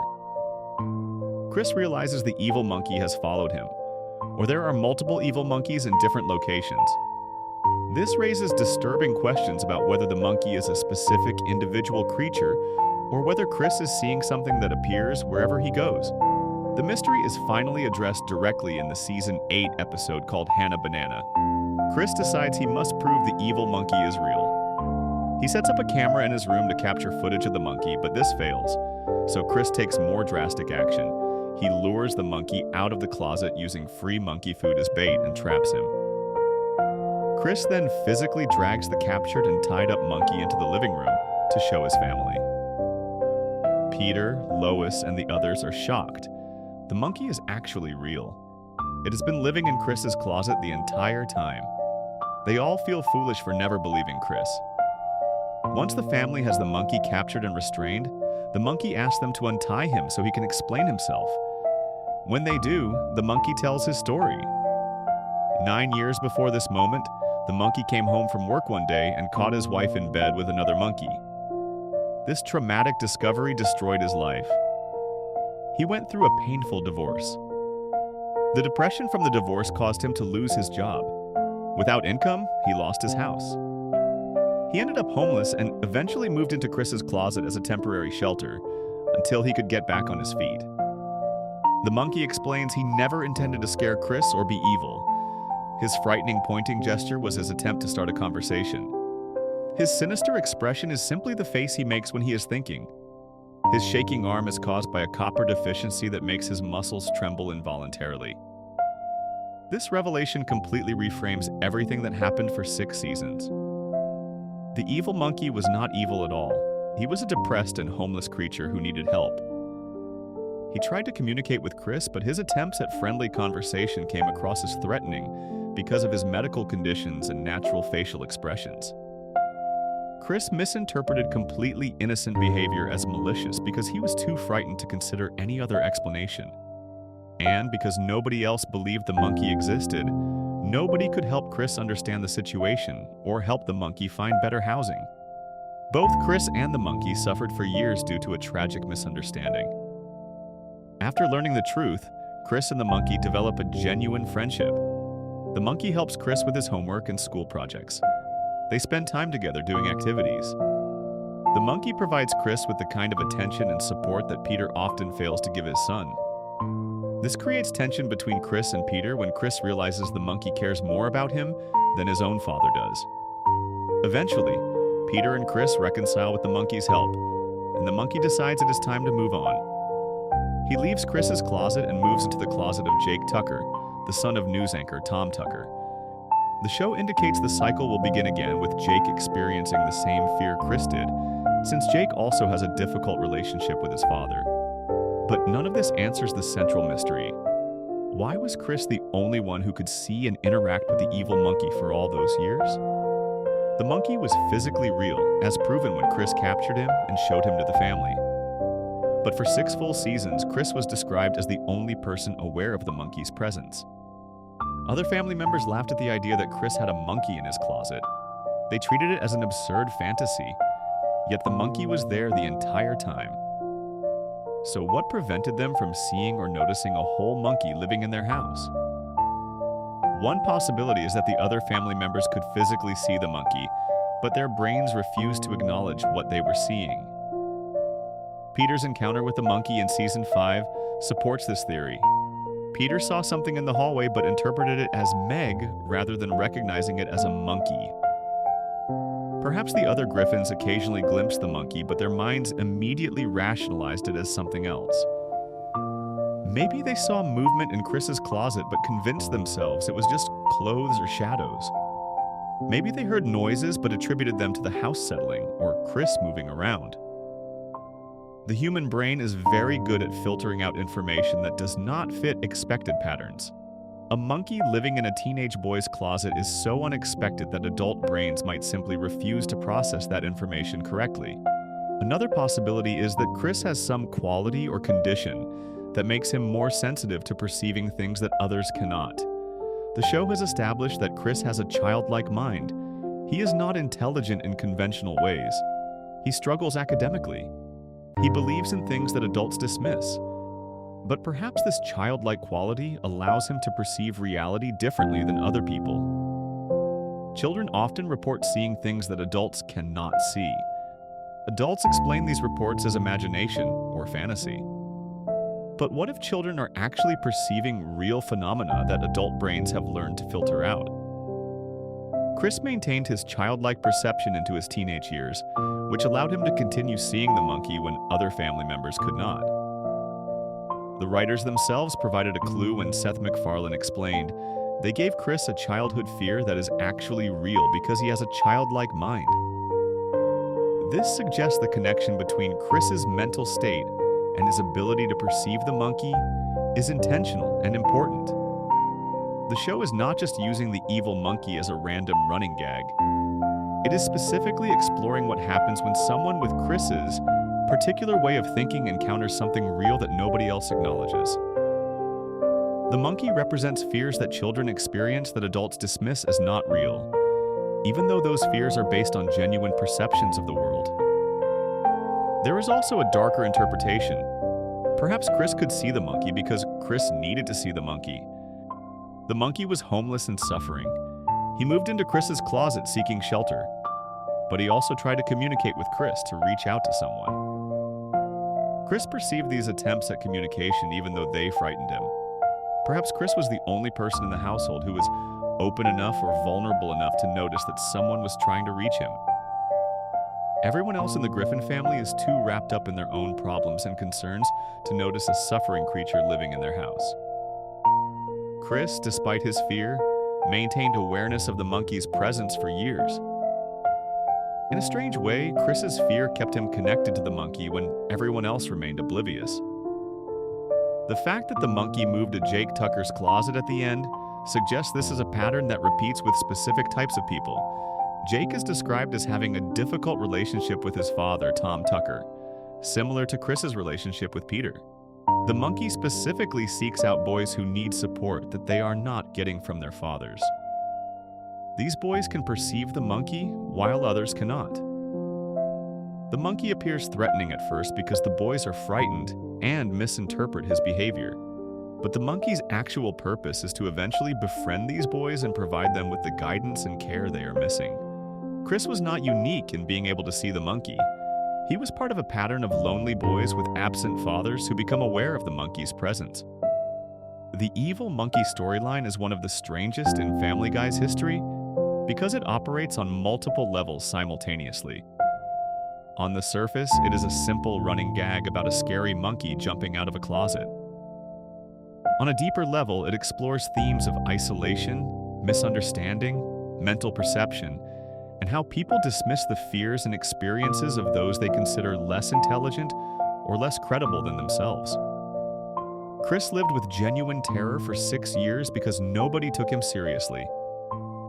The monkey lived in a closet with no help because nobody acknowledged his existence. Both suffered because the adults around them could not or would not see what was really happening. In the end, Chris was right all along. The monster in his closet was real. His fear was justified.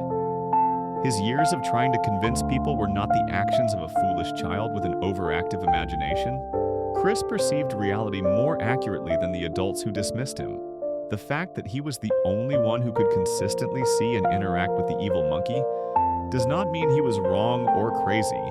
It means he had access to a level of perception that others lacked. Whether this was due to his childlike mind, his emotional vulnerability, his specific psychological makeup, or some other quality, Chris possessed an ability that the rest of his family did not have. He could see what was actually there, even when everyone else insisted it was not. Before we move on, make sure to subscribe if you're enjoying this breakdown. Moving on, we have Glenn Quagmire. How old is Quagmire really, and what did he actually do in the Navy, Glenn Quagmire?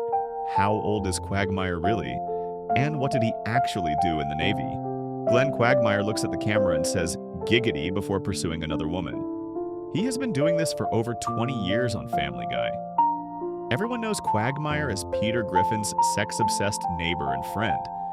But nobody seems to question two very strange facts about Glenn Quagmire. First, how old is he actually? His driver's license says 61 years old, but the show's timeline suggests he should be around Peter's age in his 40s. Second, what did he actually do during his service in the United States Navy? The show mentions he was an ensign and a pilot, but the details of his military career remain mysteriously vague. These contradictions raise uncomfortable questions about who Glenn Quagmire really is and what parts of his life story might be fabricated. The age mystery begins in the Season 7 episode Foxy Lady. Quagmire shows his driver's license on screen. The license clearly states his age as 61 years old. This seems impossible given everything else the show has established about Quagmire's history. When fans pointed out this contradiction, the show doubled down on it. Quagmire explains he looks much younger than 61 because he eats large amounts of carrots. He claims carrots keep him looking youthful. This explanation raises more questions than it answers. Carrots contain vitamin A, which is good for skin health, but they cannot make a 61-year-old man look like he is in his 40s. The carrot explanation sounds like something Quagmire made up on the spot when someone questioned his age. The timeline contradictions become impossible to ignore when examining Quagmire's past. In the episode A Fistful of Meg, Quagmire recounts a sexual encounter with a woman named Tracy Bellings. He specifically states this encounter happened in 1986. If Quagmire was born in 1946, as his driver's license suggests, he would have been 40 years old in 1986. But the way he describes this memory makes it sound like a youthful experience from when he was a young man, not a middle-aged adult.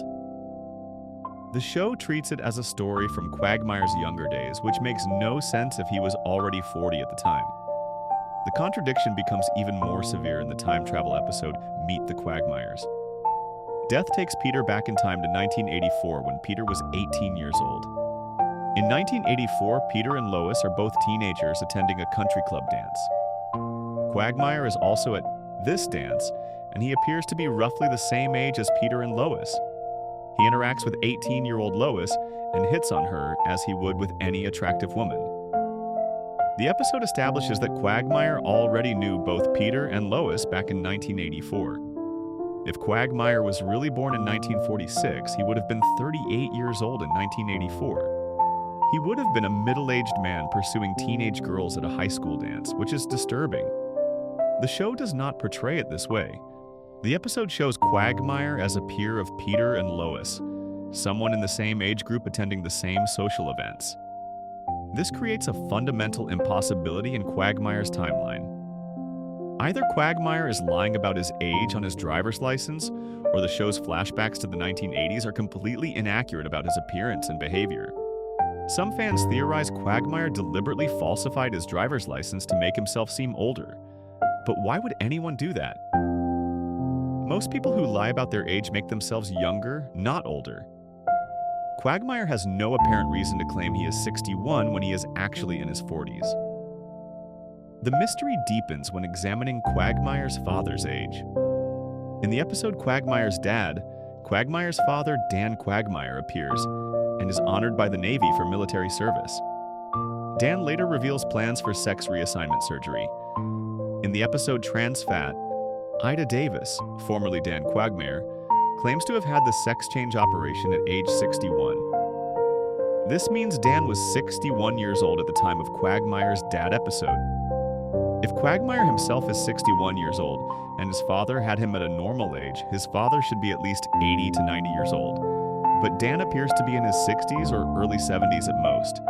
The ages do not line up correctly. Mayor West's decision in one episode to raise the legal drinking age to 50 affects Quagmire. He is among those who are suddenly barred from drinking alcohol because they are under 50 years old. This directly contradicts his claimed age of 61. If Quagmire was really 61, he would not be affected by a law that only impacts people under 50. The show treated Quagmire as someone under 50 in this episode, which proves the 61 age cannot be accurate across all episodes.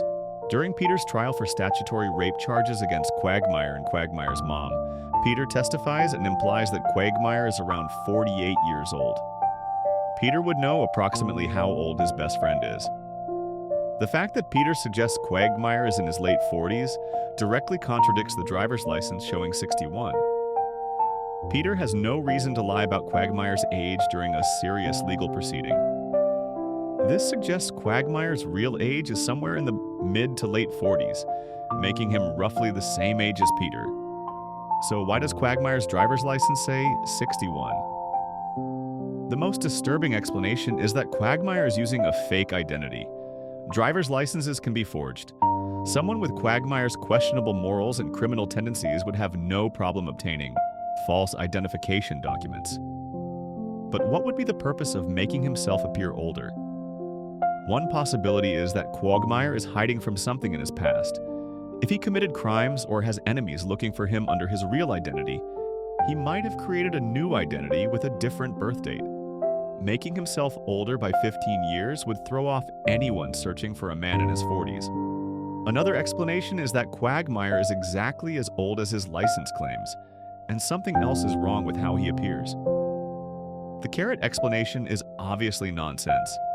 But what if Quagmire discovered some other method of maintaining a youthful appearance? The show has established that unusual things are possible in the Family Guy universe. Perhaps Quagmire stumbled upon some anti-aging treatment, or made some kind of supernatural bargain to stay young-looking. His obsessive pursuit of sexual encounters might be connected to whatever keeps him looking decades younger than his actual age. The Navy service mystery is equally strange. The show establishes early on that Quagmire is a former ensign of the United States Navy. An ensign is the lowest commissioned officer rank in the Navy, equivalent to a second lieutenant in the Army. Quagmire met Peter Griffin during his Navy service. In the Season 3 episode Death Lives, Peter meets Quagmire for the first time on a Navy vessel. This establishes their friendship began during their military service together, but the show provides almost no details about what Quagmire actually did in the Navy. The episode Peter Problems reveals that Quagmire was a Navy pilot for 6 years. This is one of the few concrete facts provided about his military career. Being a Navy pilot is a significant accomplishment that requires extensive training. Navy pilots operate some of the most advanced and dangerous aircraft in the world, often launching from and landing on aircraft carriers. The training to become a Navy pilot typically takes around 2 years after someone receives their commission as an officer. Quagmire would have needed a college degree to become a commissioned officer, and then would have gone through intensive flight training. This raises questions about Quagmire's education background. The show never mentions Quagmire attending college or any military academy. He simply appears as a Navy veteran with pilot training. Where did he receive his education? How did he qualify for officer training and pilot school? Navy pilots are among the military's elite, yet Quagmire's behavior and intelligence level do not match what would be expected from someone who completed that rigorous training. He often acts impulsively and demonstrates poor judgment. These qualities would typically disqualify someone from naval aviation. Quagmire's father, Dan, provides some clues. Dan Quagmire served as a lieutenant commander in the Navy, which is several ranks above ensign. The episode Quagmire's Dad shows Dan being honored by the Navy for his service. Multiple Navy veterans approach Quagmire at the naval ball and make comments about his father. One veteran named Gary says Dan was very brave in Southeast Asia and flew supplies into areas where other people did not dare to go. Another veteran mentions how many loads Quagmire's father took during his service. These comments are deliberately phrased as double entendres about Dan's sexuality, but they also reveal that Dan Quagmire flew dangerous supply missions in Southeast Asia, likely during the Vietnam War era. Glenn Quagmire likely followed his father into naval aviation. Growing up with a father who was a decorated Navy pilot would naturally lead Glenn toward the same career path. In Quagmire's Dad, Glenn specifically says his father was his greatest hero growing up. This hero worship would explain why Glenn joined the Navy and became a pilot like his father. The Navy likely gave Glenn some preferential treatment as the son of a decorated officer, which might explain how he became a pilot, despite his questionable personality. But there is a massive gap in what the show tells us about Quagmire's actual Navy service. The show mentions he was an ensign and a pilot for 6 years, but it never shows any specific missions he flew or operations he participated in. It never mentions where he was stationed or what squadron he belonged to. It never shows any of his Navy friends or comrades except for Peter. His entire military career is summarized in just a few sentences across the entire series.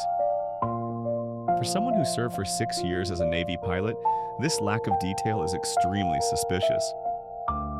In the episode Veteran Guy, Peter and the other guys are caught pretending to be military veterans. They wear Navy caps from the fictional ship featured on the TV show The Last Ship. They are arrested for stolen valor and sentenced to join the Coast Guard as punishment. Quagmire is described as a reluctant naval veteran who joins them for the Coast Guard service. The episode refers to Quagmire's previous Navy service, but again provides no specific details about what he did. Quagmire demonstrates professional knowledge and skill operating Coast Guard equipment, which confirms he has legitimate military training. But the episode still avoids explaining what his actual Navy service involved. The lack of details about Quagmire's Navy career suggests the show is deliberately avoiding this topic. Why would the writers refuse to explore Quagmire's military background when they have explored the backgrounds of other characters in great detail? The most likely explanation is that something happened during Quagmire's Navy service that he does not talk about. Perhaps he was dishonorably discharged. Perhaps he was involved in some incident that he wants to keep hidden. Perhaps his military service was not as heroic as he implies. Quagmire's current career as an airline pilot makes sense as a continuation of his Navy pilot training. Many commercial airline pilots are former military pilots. The transition from military to civilian aviation is common and well established. Quagmire's skill as a pilot is demonstrated multiple times throughout the series. He can fly virtually any aircraft. In various episodes, he successfully operates a Japanese Zero, a Cessna, passenger jets, and other aircraft. He is genuinely talented as a pilot, which confirms he received legitimate training at some point. But here is where things become even stranger. If Quagmire is really 61 years old as his license claims, and he served in the Navy for 6 years as a pilot, when exactly did this service occur?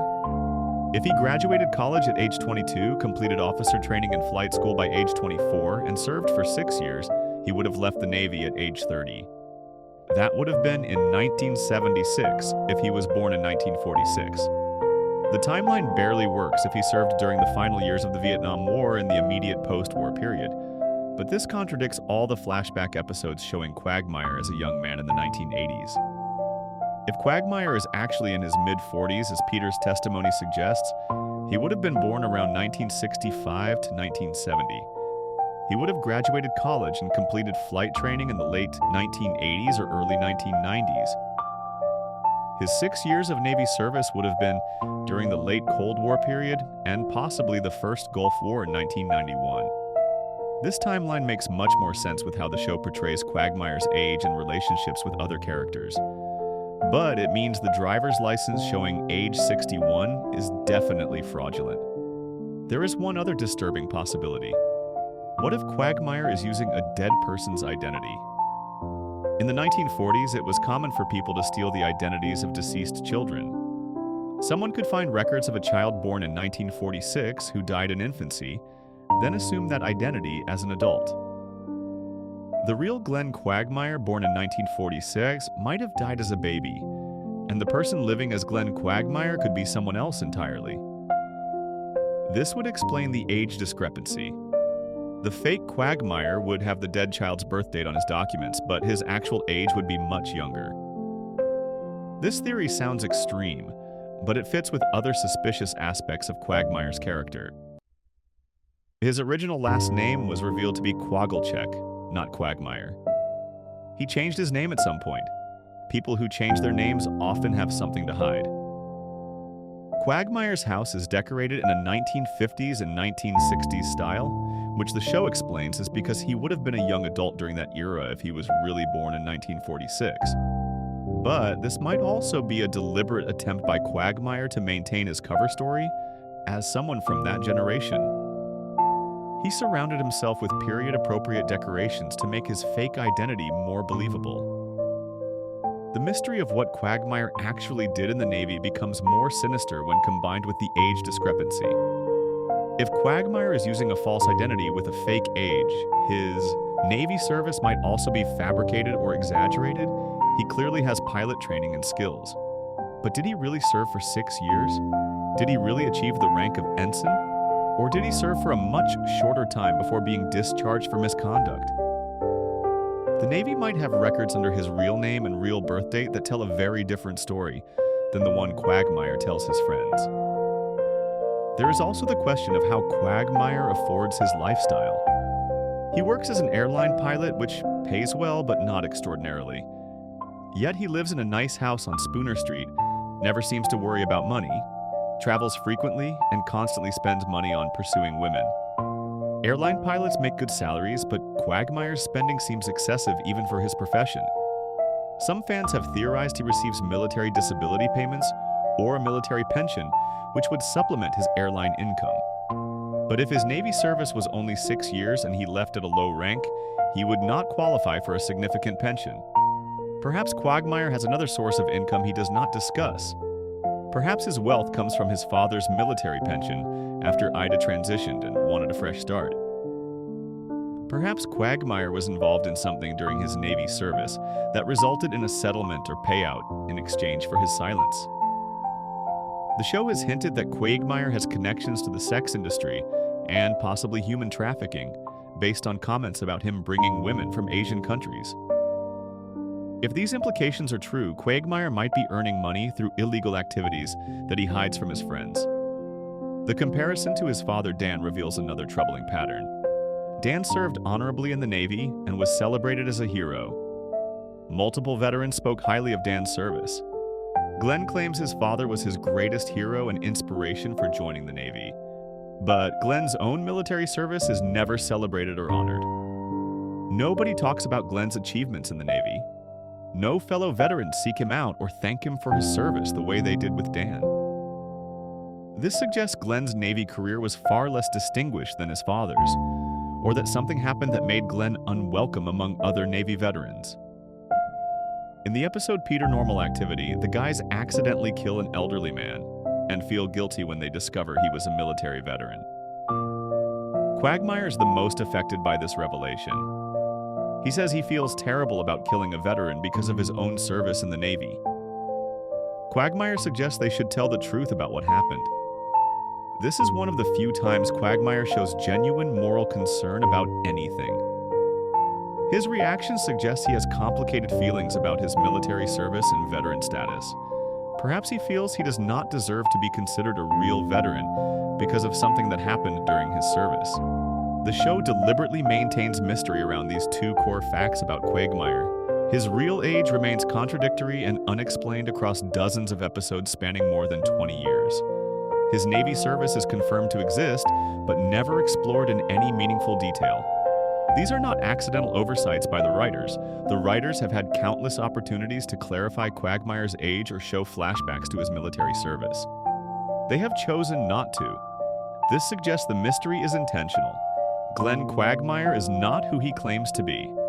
Either his driver's license is fake and he is actually in his 40s, using a false identity for unknown reasons, or he is genuinely 61 years old and has access to some unexplained method of appearing decades younger.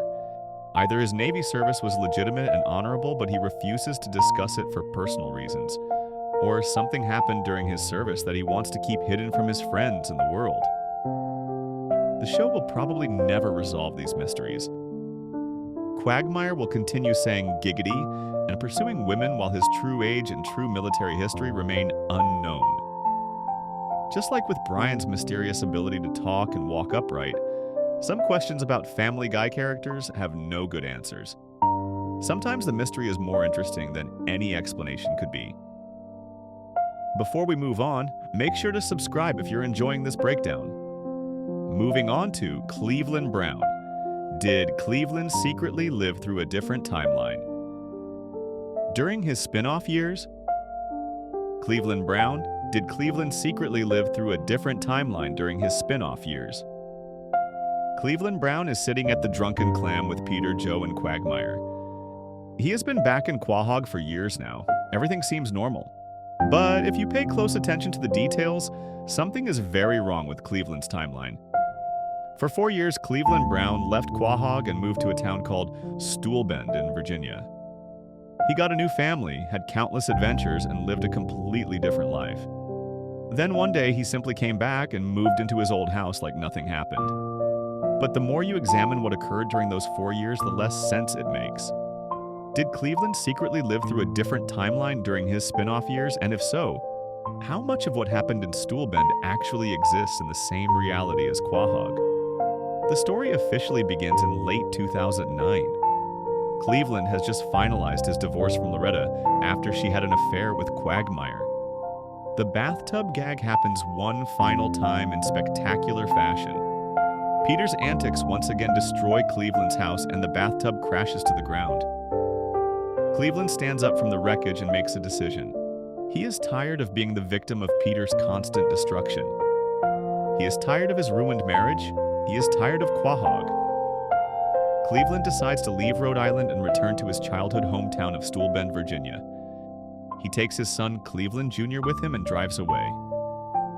This is how The Cleveland Show begins. For the next 4 years in real time, Cleveland Brown existed primarily in The Cleveland Show rather than Family Guy. He appeared occasionally in Family Guy episodes during this period, usually in brief cameo appearances or special crossover moments, but his main life was happening in Stool Bend. In Stool Bend, Cleveland reconnected with his high school sweetheart Donna Tubbs. They fell in love and got married. Cleveland became the stepfather to Donna's 2 children, Roberta and Rallo. He made new friends, including a talking bear named Tim. He lived in a completely different house in a completely different state with a completely different family. The Cleveland Show ran for 4 seasons and produced 88 episodes chronicling these adventures. Then, in May 2013, The Cleveland Show was canceled by Fox. The show did not get renewed for a 5th season. Less than a year later, in May 2014, the Family Guy episode titled He's Blah Ack aired. Cleveland Brown walks into the Drunken Clam, where Peter, Joe, and Quagmire are sitting. Cleveland is back. He has returned to Quahog with Donna, Cleveland Jr., Roberta, and Rallo. They have moved back into his old house on Spooner Street. Cleveland rejoins his friends as if he never left. Peter gives Cleveland some Family Guy DVDs to catch him up on what he missed during his absence. The gang jokes about the Cleveland Show being a failure. And just like that, Cleveland is permanently back in Family Guy. But here is where the timeline becomes impossible to reconcile. How much time actually passed in the Family Guy universe while Cleveland was gone? Family Guy operates on a floating timeline where characters do not age in real time. Peter and Lois remain roughly the same age year after year. Their children stay in high school indefinitely. But The Cleveland Show lasted 4 full seasons, covering 4 years of real-world time from 2009 to 2013. How do those 4 years map onto the internal timeline of Family Guy? The answer is that they do not map cleanly at all. When Cleveland returns in He's Blah-Ack, the episode treats his absence as if he has been gone for a vague, undefined period. Peter and the gang reference The Cleveland Show as something that happened, but they do not specify how long Cleveland was actually away. More importantly, almost nothing has changed in Quahog during Cleveland's absence. The characters are the same ages. The relationships are the same. The status quo has been maintained. It is as if time passed differently in Stool Bend than it did in Quahog. Consider the evidence from specific episodes. In the Family Guy episode Spies Reminiscent of Us, which aired in November 2009, just 2 months after The Cleveland Show premiered, Brian and Stewie helped Chevy Chase and Dan Aykroyd deactivate a missile in space. The debris from the missile falls directly onto Cleveland's new house in Stool Bend. Cleveland is taking a bath at the time and falls out of the destroyed bathroom in the classic bathtub gag. His neighbor Tim the Bear appears and says, "I don't get it." This scene proves that events in Quahog can directly affect Stool Bend. The 2 locations exist in the same physical universe. A missile launched from Quahog can fall on Stool Bend, but other episodes suggest the 2 shows exist in separate continuities that only occasionally intersect. In the Family Guy episode Back to the Pilot, which aired in November 2011, Brian and Stewie time travel to a future version of Quahog. In this future timeline, Cleveland has already returned from The Cleveland Show. The episode depicts Cleveland walking back into the Griffin house and asking, "Did I miss anything?" Brian and Stewie react with surprise at seeing Cleveland back. This flash forward was shown in 2011, 3 years before Cleveland actually returned to Family Guy in real-world broadcast time. The episode predicted Cleveland's return would happen eventually, but it got the timing completely wrong. Or did it? What if the future timeline shown in Back to the Pilot was accurate from the perspective of Quahog's internal timeline? What if Cleveland's 4 years in Stoolbend happened in a compressed or parallel time frame that ran alongside Family Guy rather than within it? This would explain why almost no time seems to have passed in Quahog when Cleveland returns. From Peter and Lois's perspective, Cleveland might have only been gone for a few months, even though Cleveland himself lived through 4 full years of experiences in Stoolbend. The most disturbing evidence for timeline divergence involves Cleveland Jr. When Cleveland leaves Quahog in The Cleveland Show pilot, Cleveland Jr. is a thin, hyperactive child with normal weight and boundless energy. He speaks quickly and causes trouble constantly. He is approximately 10 to 11 years old, but when Cleveland Jr. arrives in Stoolbend, he has been completely transformed. Cleveland Jr. is now a morbidly obese, soft-spoken teenager who wears glasses and moves slowly. He is shy and emotional. His entire personality and physical appearance have been fundamentally altered. The show never explains this radical change. The official explanation from the creators is that Cleveland Jr. was redesigned to make him a more compelling character for the spin-off.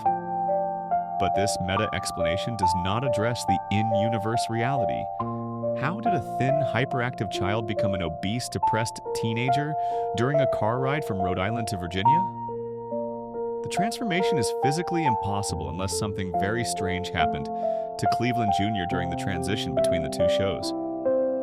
Perhaps time moved differently for him. Perhaps the Cleveland Jr. who left Quahog and the Cleveland Jr. who arrived in Stoolbend are not the same person at all. When Cleveland returns to Quahog in He's Bly Ack, he brings the Stoolbend version of Cleveland Jr. with him. This obese teenage version of Jr. moves into the house on Spooner Street and starts attending James Woods Regional High School with Chris and Meg. Nobody in Quahog comments on how drastically different Jr. looks. Nobody asks what happened to him. It is as if the hyperactive thin version of Jr. never existed, even though that version appeared in multiple Family Guy episodes before Cleveland left. The timeline has been rewritten, and everyone except the audience accepts the new reality without question. The death of Loretta Brown provides another clue to the timeline mystery. Loretta was Cleveland's first wife who had an affair with Quagmire. After their divorce, Loretta kept living in Cleveland's old house in Quahog. In the Cleveland Show episode Gone with the Wind, Loretta dies in a bathtub accident. Peter was using a crane to move a Brontosaurus skeleton into his bedroom. The crane malfunctioned and the skeleton crashed into Cleveland's old house. Loretta was taking a bath at the time. The bathtub fell through the destroyed wall and crashed to the ground. Unlike Cleveland, who always survived this gag, Loretta broke her neck and died on impact. Quagmire transported her body to Stoolbend for the funeral. This event definitively proves that Stoolbend and Quahog exist in the same universe. Peter's actions in Quahog directly caused Loretta's death. Her body was physically transported between the two locations. The funeral in Stoolbend was attended by Cleveland and his new family. This should mean the two timelines are synchronized. But other evidence contradicts this. When Cleveland returns to Quahog and moves back into his old house, the episode mentions that the house has been wrecked by various temporary residents over the years. Dan Aykroyd, Chevy Chase, and Ryan Reynolds all lived there at different points. The house was even used as an orphanage for a period. Cleveland has to repair all the damage before moving his family in. But if Loretta died in this house during the events of The Cleveland Show, where was she living when she died? The timeline suggests she was still occupying the house in Quahog when the Brontosaurus skeleton fell on it. But Family Guy episodes during the same time period show the house standing empty or occupied by guest characters. These two versions of reality cannot both be true. Either Loretta was living in the house when she died, or the house was empty and used by temporary residents. The show presents both versions as fact without explaining the contradiction. The structure of Cleveland's house provides more evidence of timeline weirdness. Throughout the Cleveland Show's run, Cleveland lives in a completely different house in Stoolbend. This house has a different layout, different rooms, and a different address. It is clearly not the same physical building as his Quahog house. Yet, when Cleveland returns to Family Guy, he moves back into his original Quahog house on Spooner Street. He does not bring his Stoolbend house with him. the Stuhlbend house continues to exist somewhere in Virginia, but Cleveland and his family now live in the Quahog house. This means Cleveland simultaneously owned and lived in two different houses in two different states. How did he afford two houses while working as a postal worker? Who is maintaining the Stuhlbend property now? These questions are never addressed. During Cleveland's absence from Quahog, his house remained standing on Spooner Street, despite being destroyed multiple times in both Family Guy and The Cleveland Show. In the Family Guy episode Brian's Got a Brand New Bag, Peter watches the movie Roadhouse and fights with Brian. A car crashes into Cleveland's empty house, destroying it. The bathtub falls through the floor and crashes to the ground even though nobody is inside. Peter says, "Oh, that's right, Cleveland moved." This happens while Cleveland is living in Stuhlbend, but the house must have been repaired at some point because it is intact again when Cleveland moves back in years later. The bathtub gag itself becomes impossible to track across both shows. The gag involves Cleveland taking a bath when Peter's antics destroy his house, causing the bathtub to fall through the broken wall and crash to the ground. This gag was repeated dozens of times throughout Family Guy's run before Cleveland left. It happens again in the Cleveland Show pilot, which is what motivates Cleveland to leave Quahog. It then happens several more times in Stuhlbend, despite Cleveland being hundreds of miles away from Peter. In Spies Reminiscent of Us, the missile debris causes the bathtub gag in Stuhlbend. In other Cleveland Show episodes, the gag happens for no explained reason. How does Peter's influence extend to Virginia? Is Peter somehow causing these accidents from a distance? Or does the bathtub gag exist independently of Peter in some metaphysical way? The crossover appearances create more contradictions. Cleveland appears in several Family Guy episodes during the Cleveland Show's run. In The Splendid Source, Cleveland joins Peter, Joe, and Quagmire on a road trip to find the source of a dirty joke. Cleveland brings Donna, Junior, and Rallo with him. They travel together as a group and have adventures in Quahog.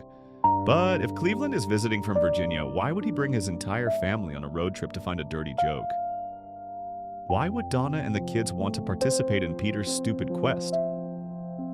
The episode never explains how Cleveland got to Quahog or why his family came along.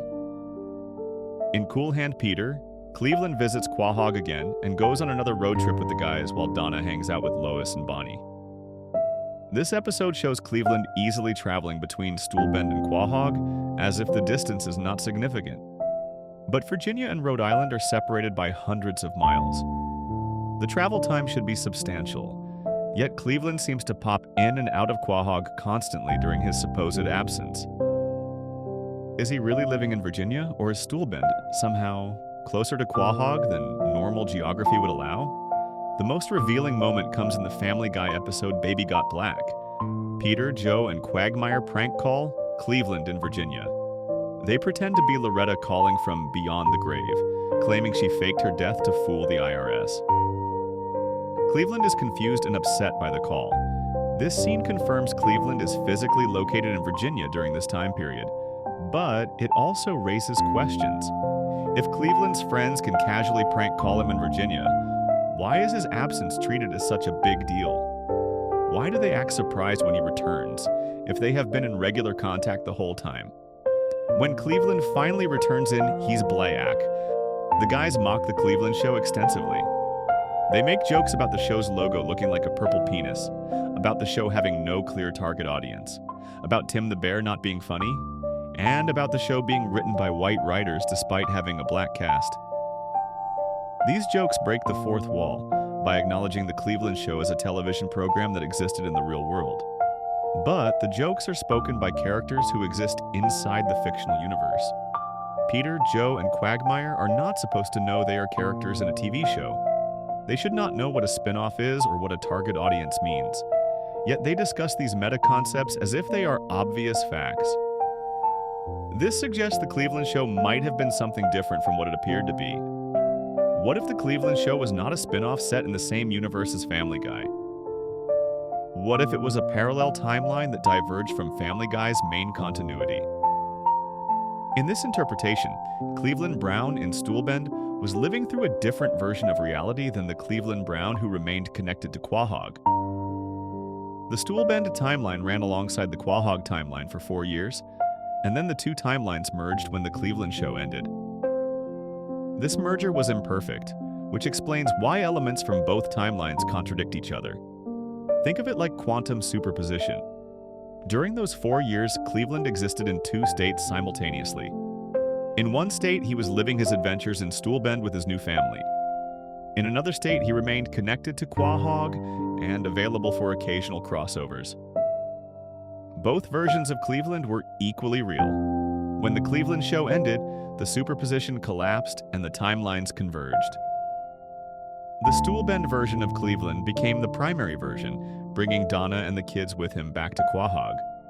But traces of the Quahog version remained, which is why Cleveland's friends still remember him and why his house was waiting for him. This theory explains several mysteries. It explains why Cleveland Jr. changed so dramatically between shows. The hyperactive Thin Jr. existed in the Quahog timeline. The obese teenage Jr. existed in the Stool Bend timeline. When the timelines merged, the Stool Bend version replaced the Quahog version, and everyone's memories adjusted to accept this as normal. It explains why almost no time seems to have passed in Quahog despite 4 years passing in Stool Bend.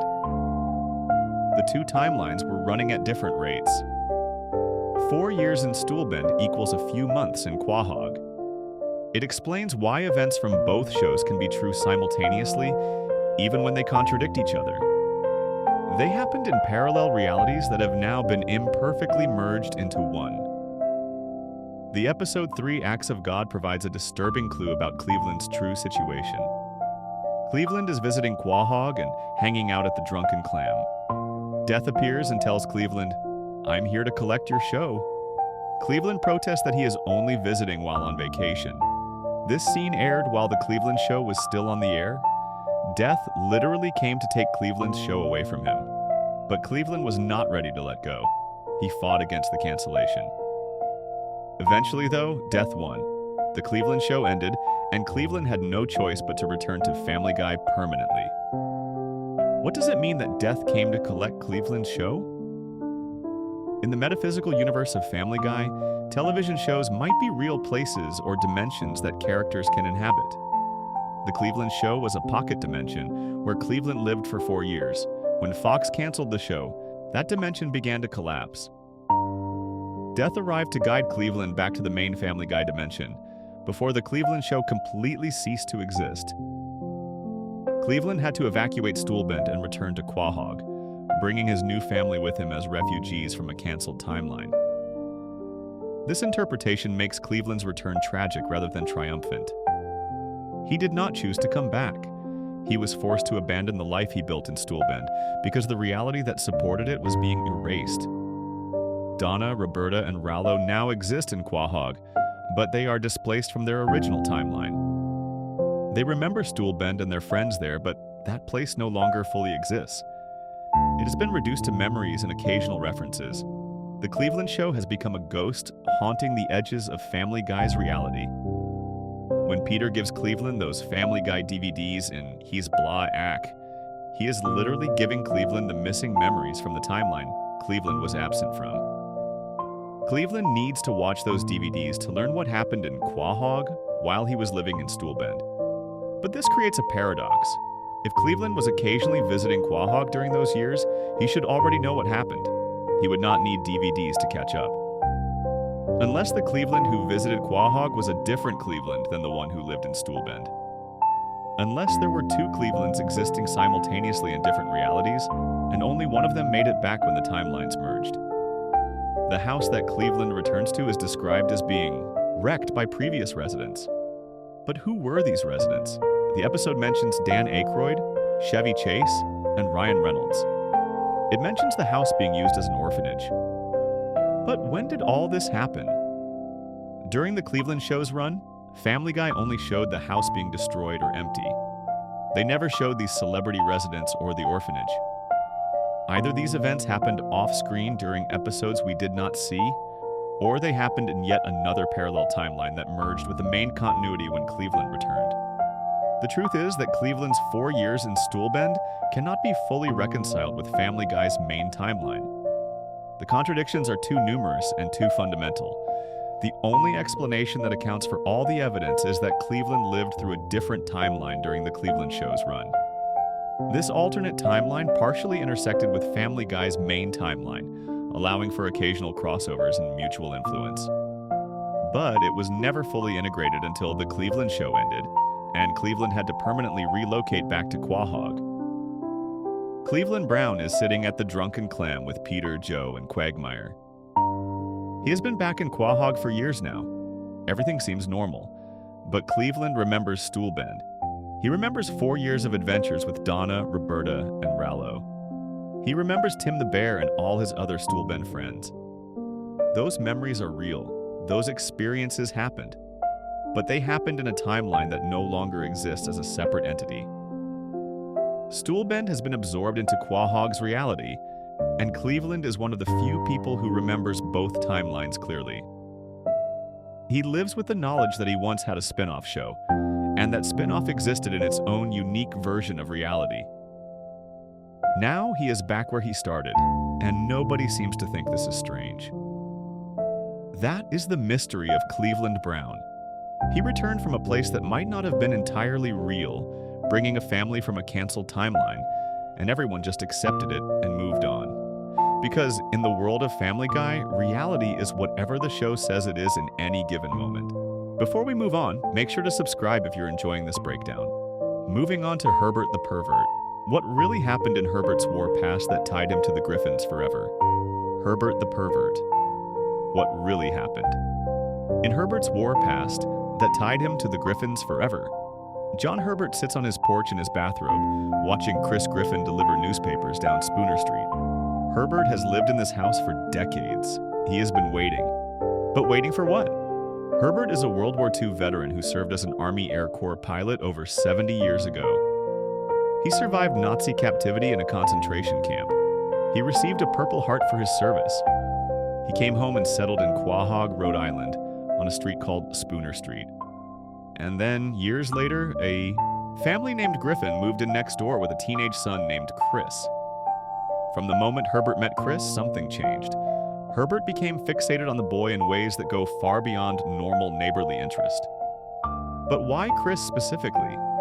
And why did Herbert's Nazi tormentor from the war also mysteriously appear in Quahog decades later? What really happened during Herbert's war years that tied him to the Griffin family forever? The official story begins in 1944. Herbert was a young pilot assigned to escort a bombing raid over southern Germany. His plane had a shark face painted on the nose, a common decoration for Army Air Corps fighters inspired by the Flying Tigers volunteer unit in China. The mission went wrong when they encountered German Luftwaffe fighters. Most American pilots tried to scare the Germans away using the intimidating shark face on their planes. The Germans initially retreated in fear of the scary shark. But one stubborn German pilot saw through the disguise and shot Herbert's plane down. Herbert's plane crashed somewhere in Nazi-controlled Germany. Most surviving American pilots who were captured by the Germans were taken to prisoner of war camps. POW camps followed the Geneva Convention rules. Prisoners received basic treatment, food, and shelter. They were kept separate from the general prison population. But Herbert was not taken to a POW camp. The Nazis discovered something in Herbert's wallet when they searched him after his capture. They found pictures of young boys. The Nazis believed Herbert was gay because of these pictures.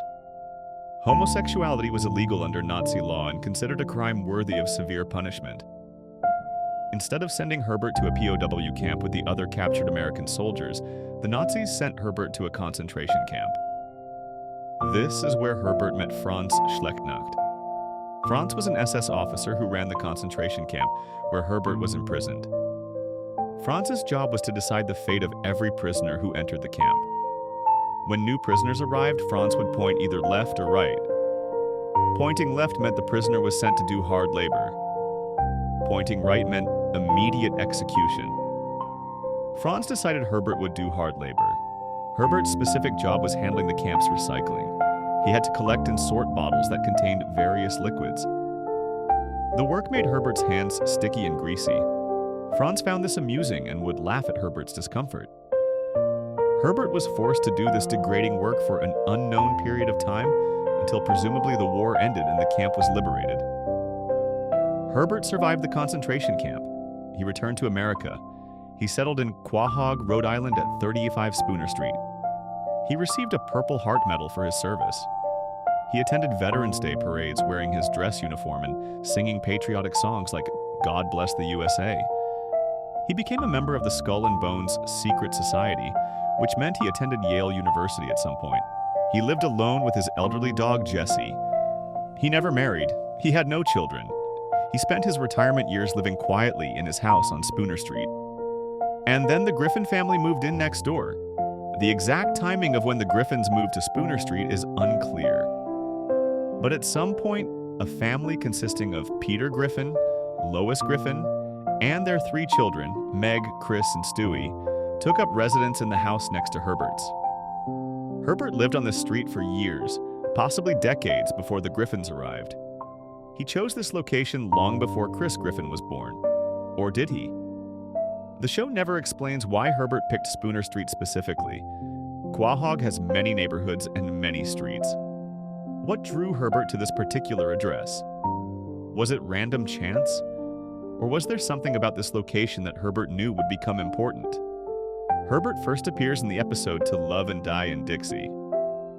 The Griffin family has temporarily relocated to the south because Peter witnessed a crime and entered witness protection.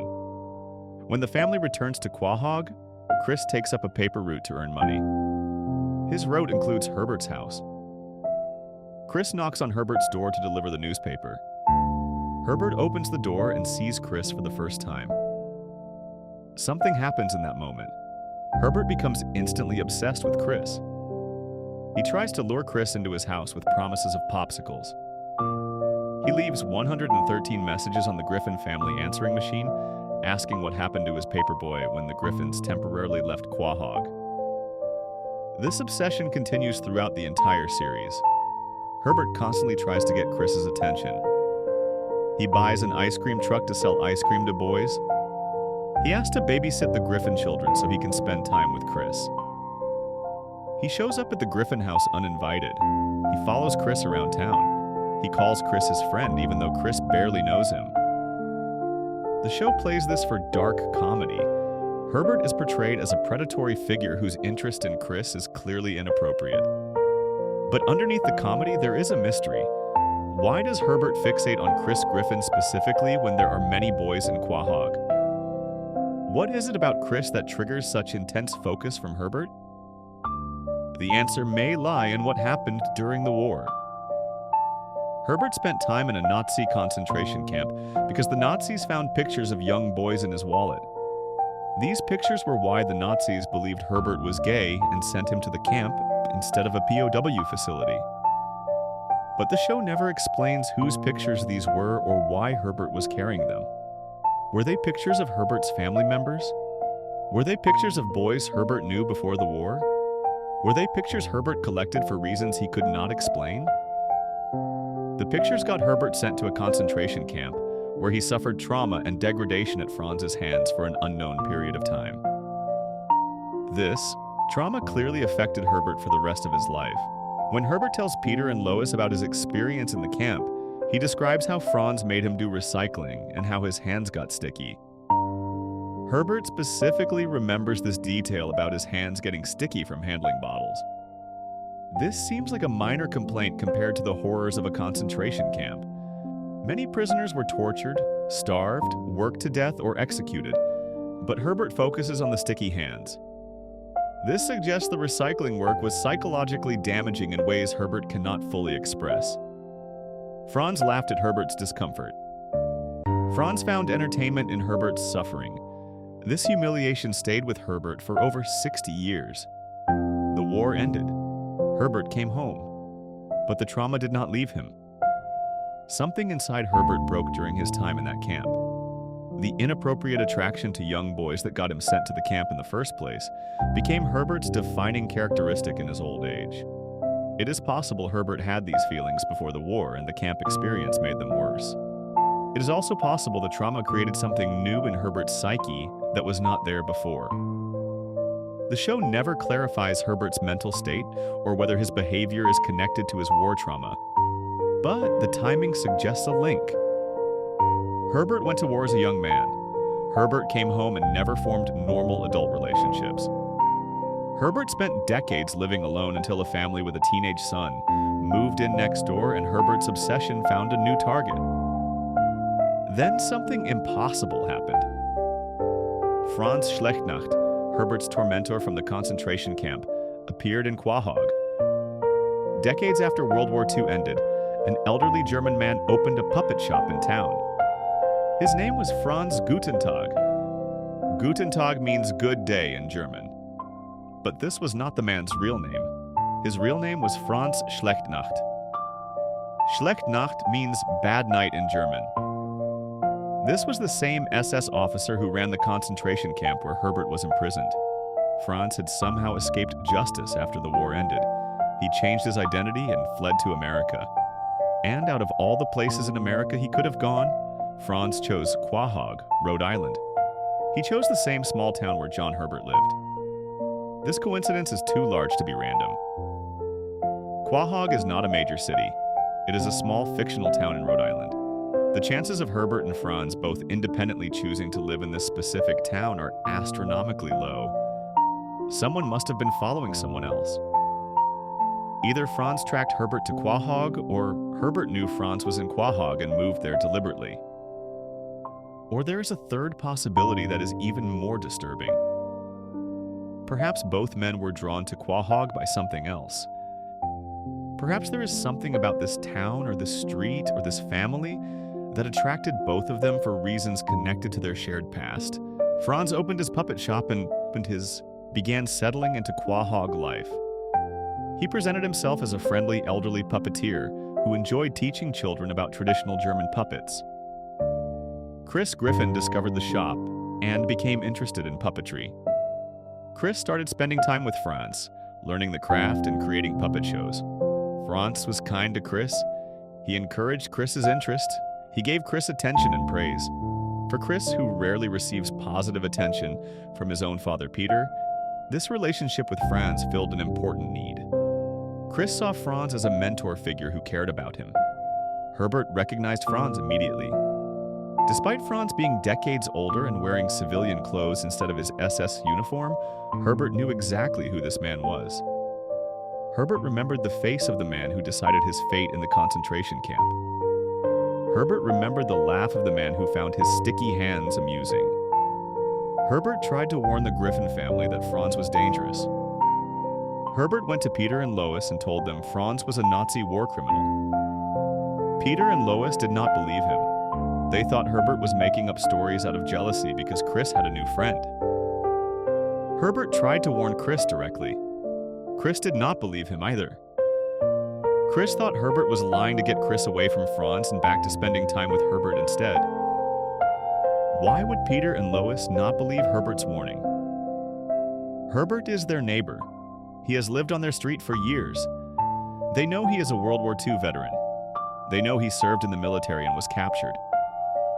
Why would they think he was lying about recognizing his own captor? The answer suggests Peter and Lois do not trust Herbert. They see him as an unreliable source. They notice his inappropriate behavior toward Chris. They know something is wrong with Herbert even if they never take action to protect Chris from him. So when Herbert tells them a wild story about their son befriending a Nazi, they dismiss it as Herbert's jealousy rather than a legitimate warning from someone with personal knowledge. Herbert's warnings were ignored. Chris continued spending time with Franz. Then Peter decided to invite Franz to the Griffin house for dinner to clear up the misunderstanding. Chris went to Franz's house with Peter.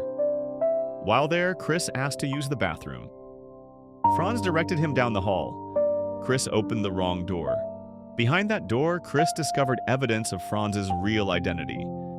The show does not specify what Chris saw, but it convinced him immediately that Herbert was telling the truth.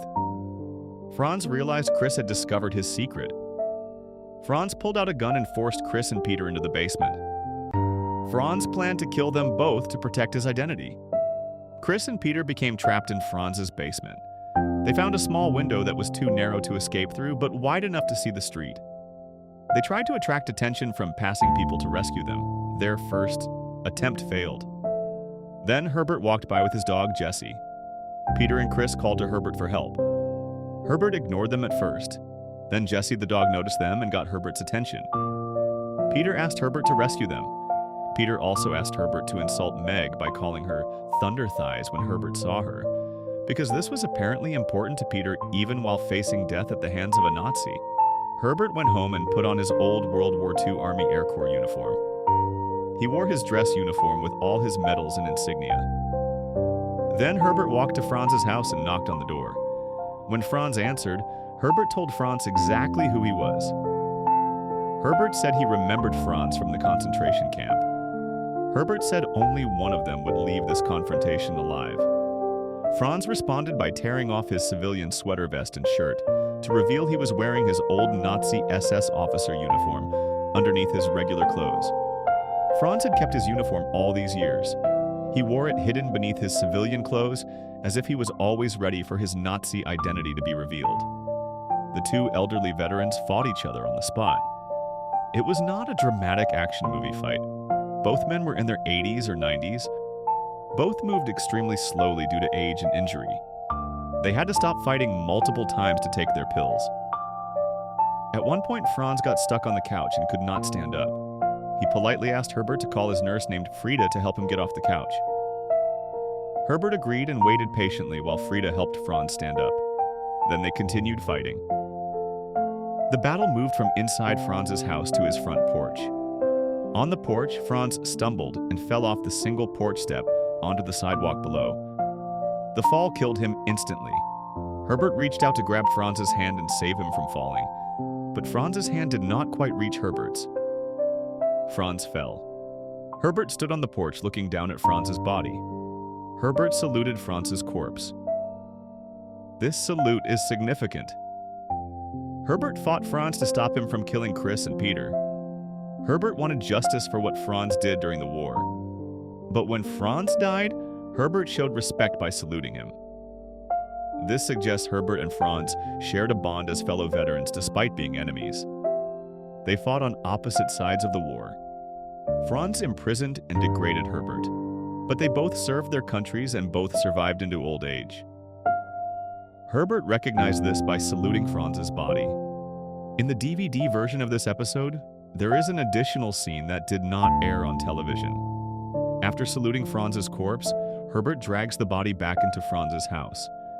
Herbert stuffs Franz's body into the oven and turns on the gas. Herbert cremates Franz in his own oven.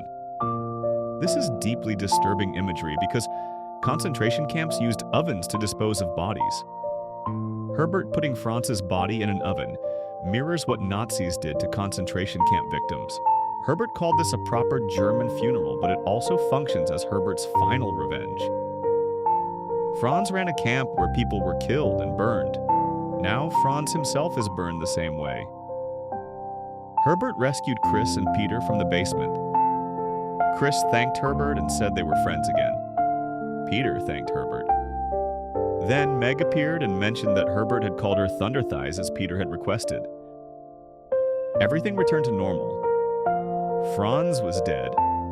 The Nazi threat was eliminated. Herbert was a hero who saved the Griffin family from a war criminal. But this creates more questions than it answers. Why was Franz in Quahog? How did Franz know where to find Herbert? Why did Franz open a puppet shop in the same town where his former prisoner lived? And most importantly, why did Franz specifically target Chris Griffin?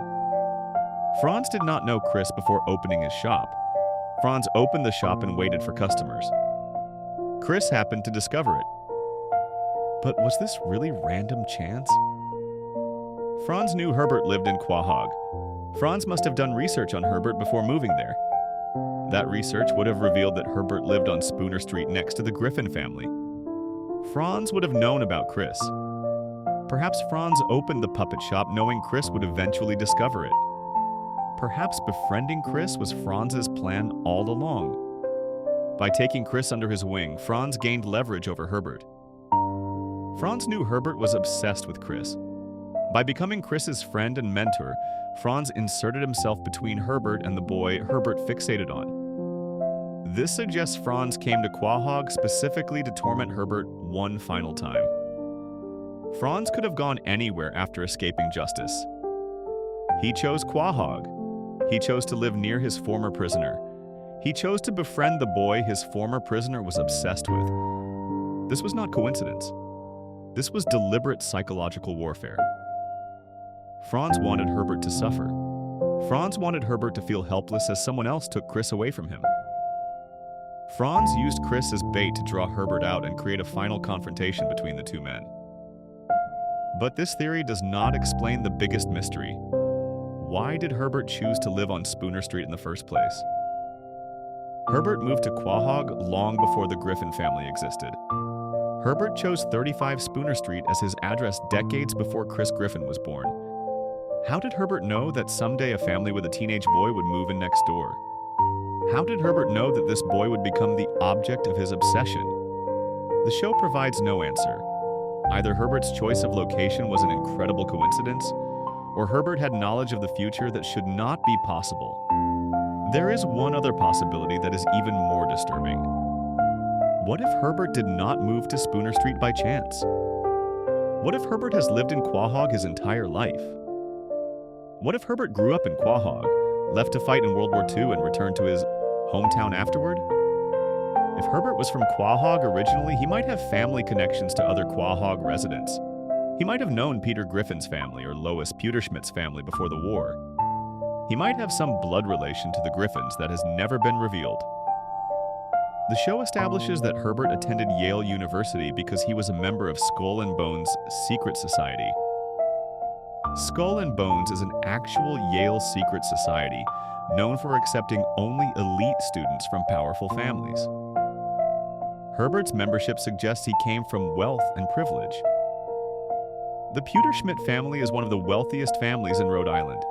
Carter Pewterschmidt, Lois's father, would have been the right age to attend Yale around the same era as Herbert.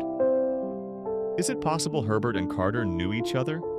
Is it possible Herbert has some connection to Lois's family that predates her marriage to Peter?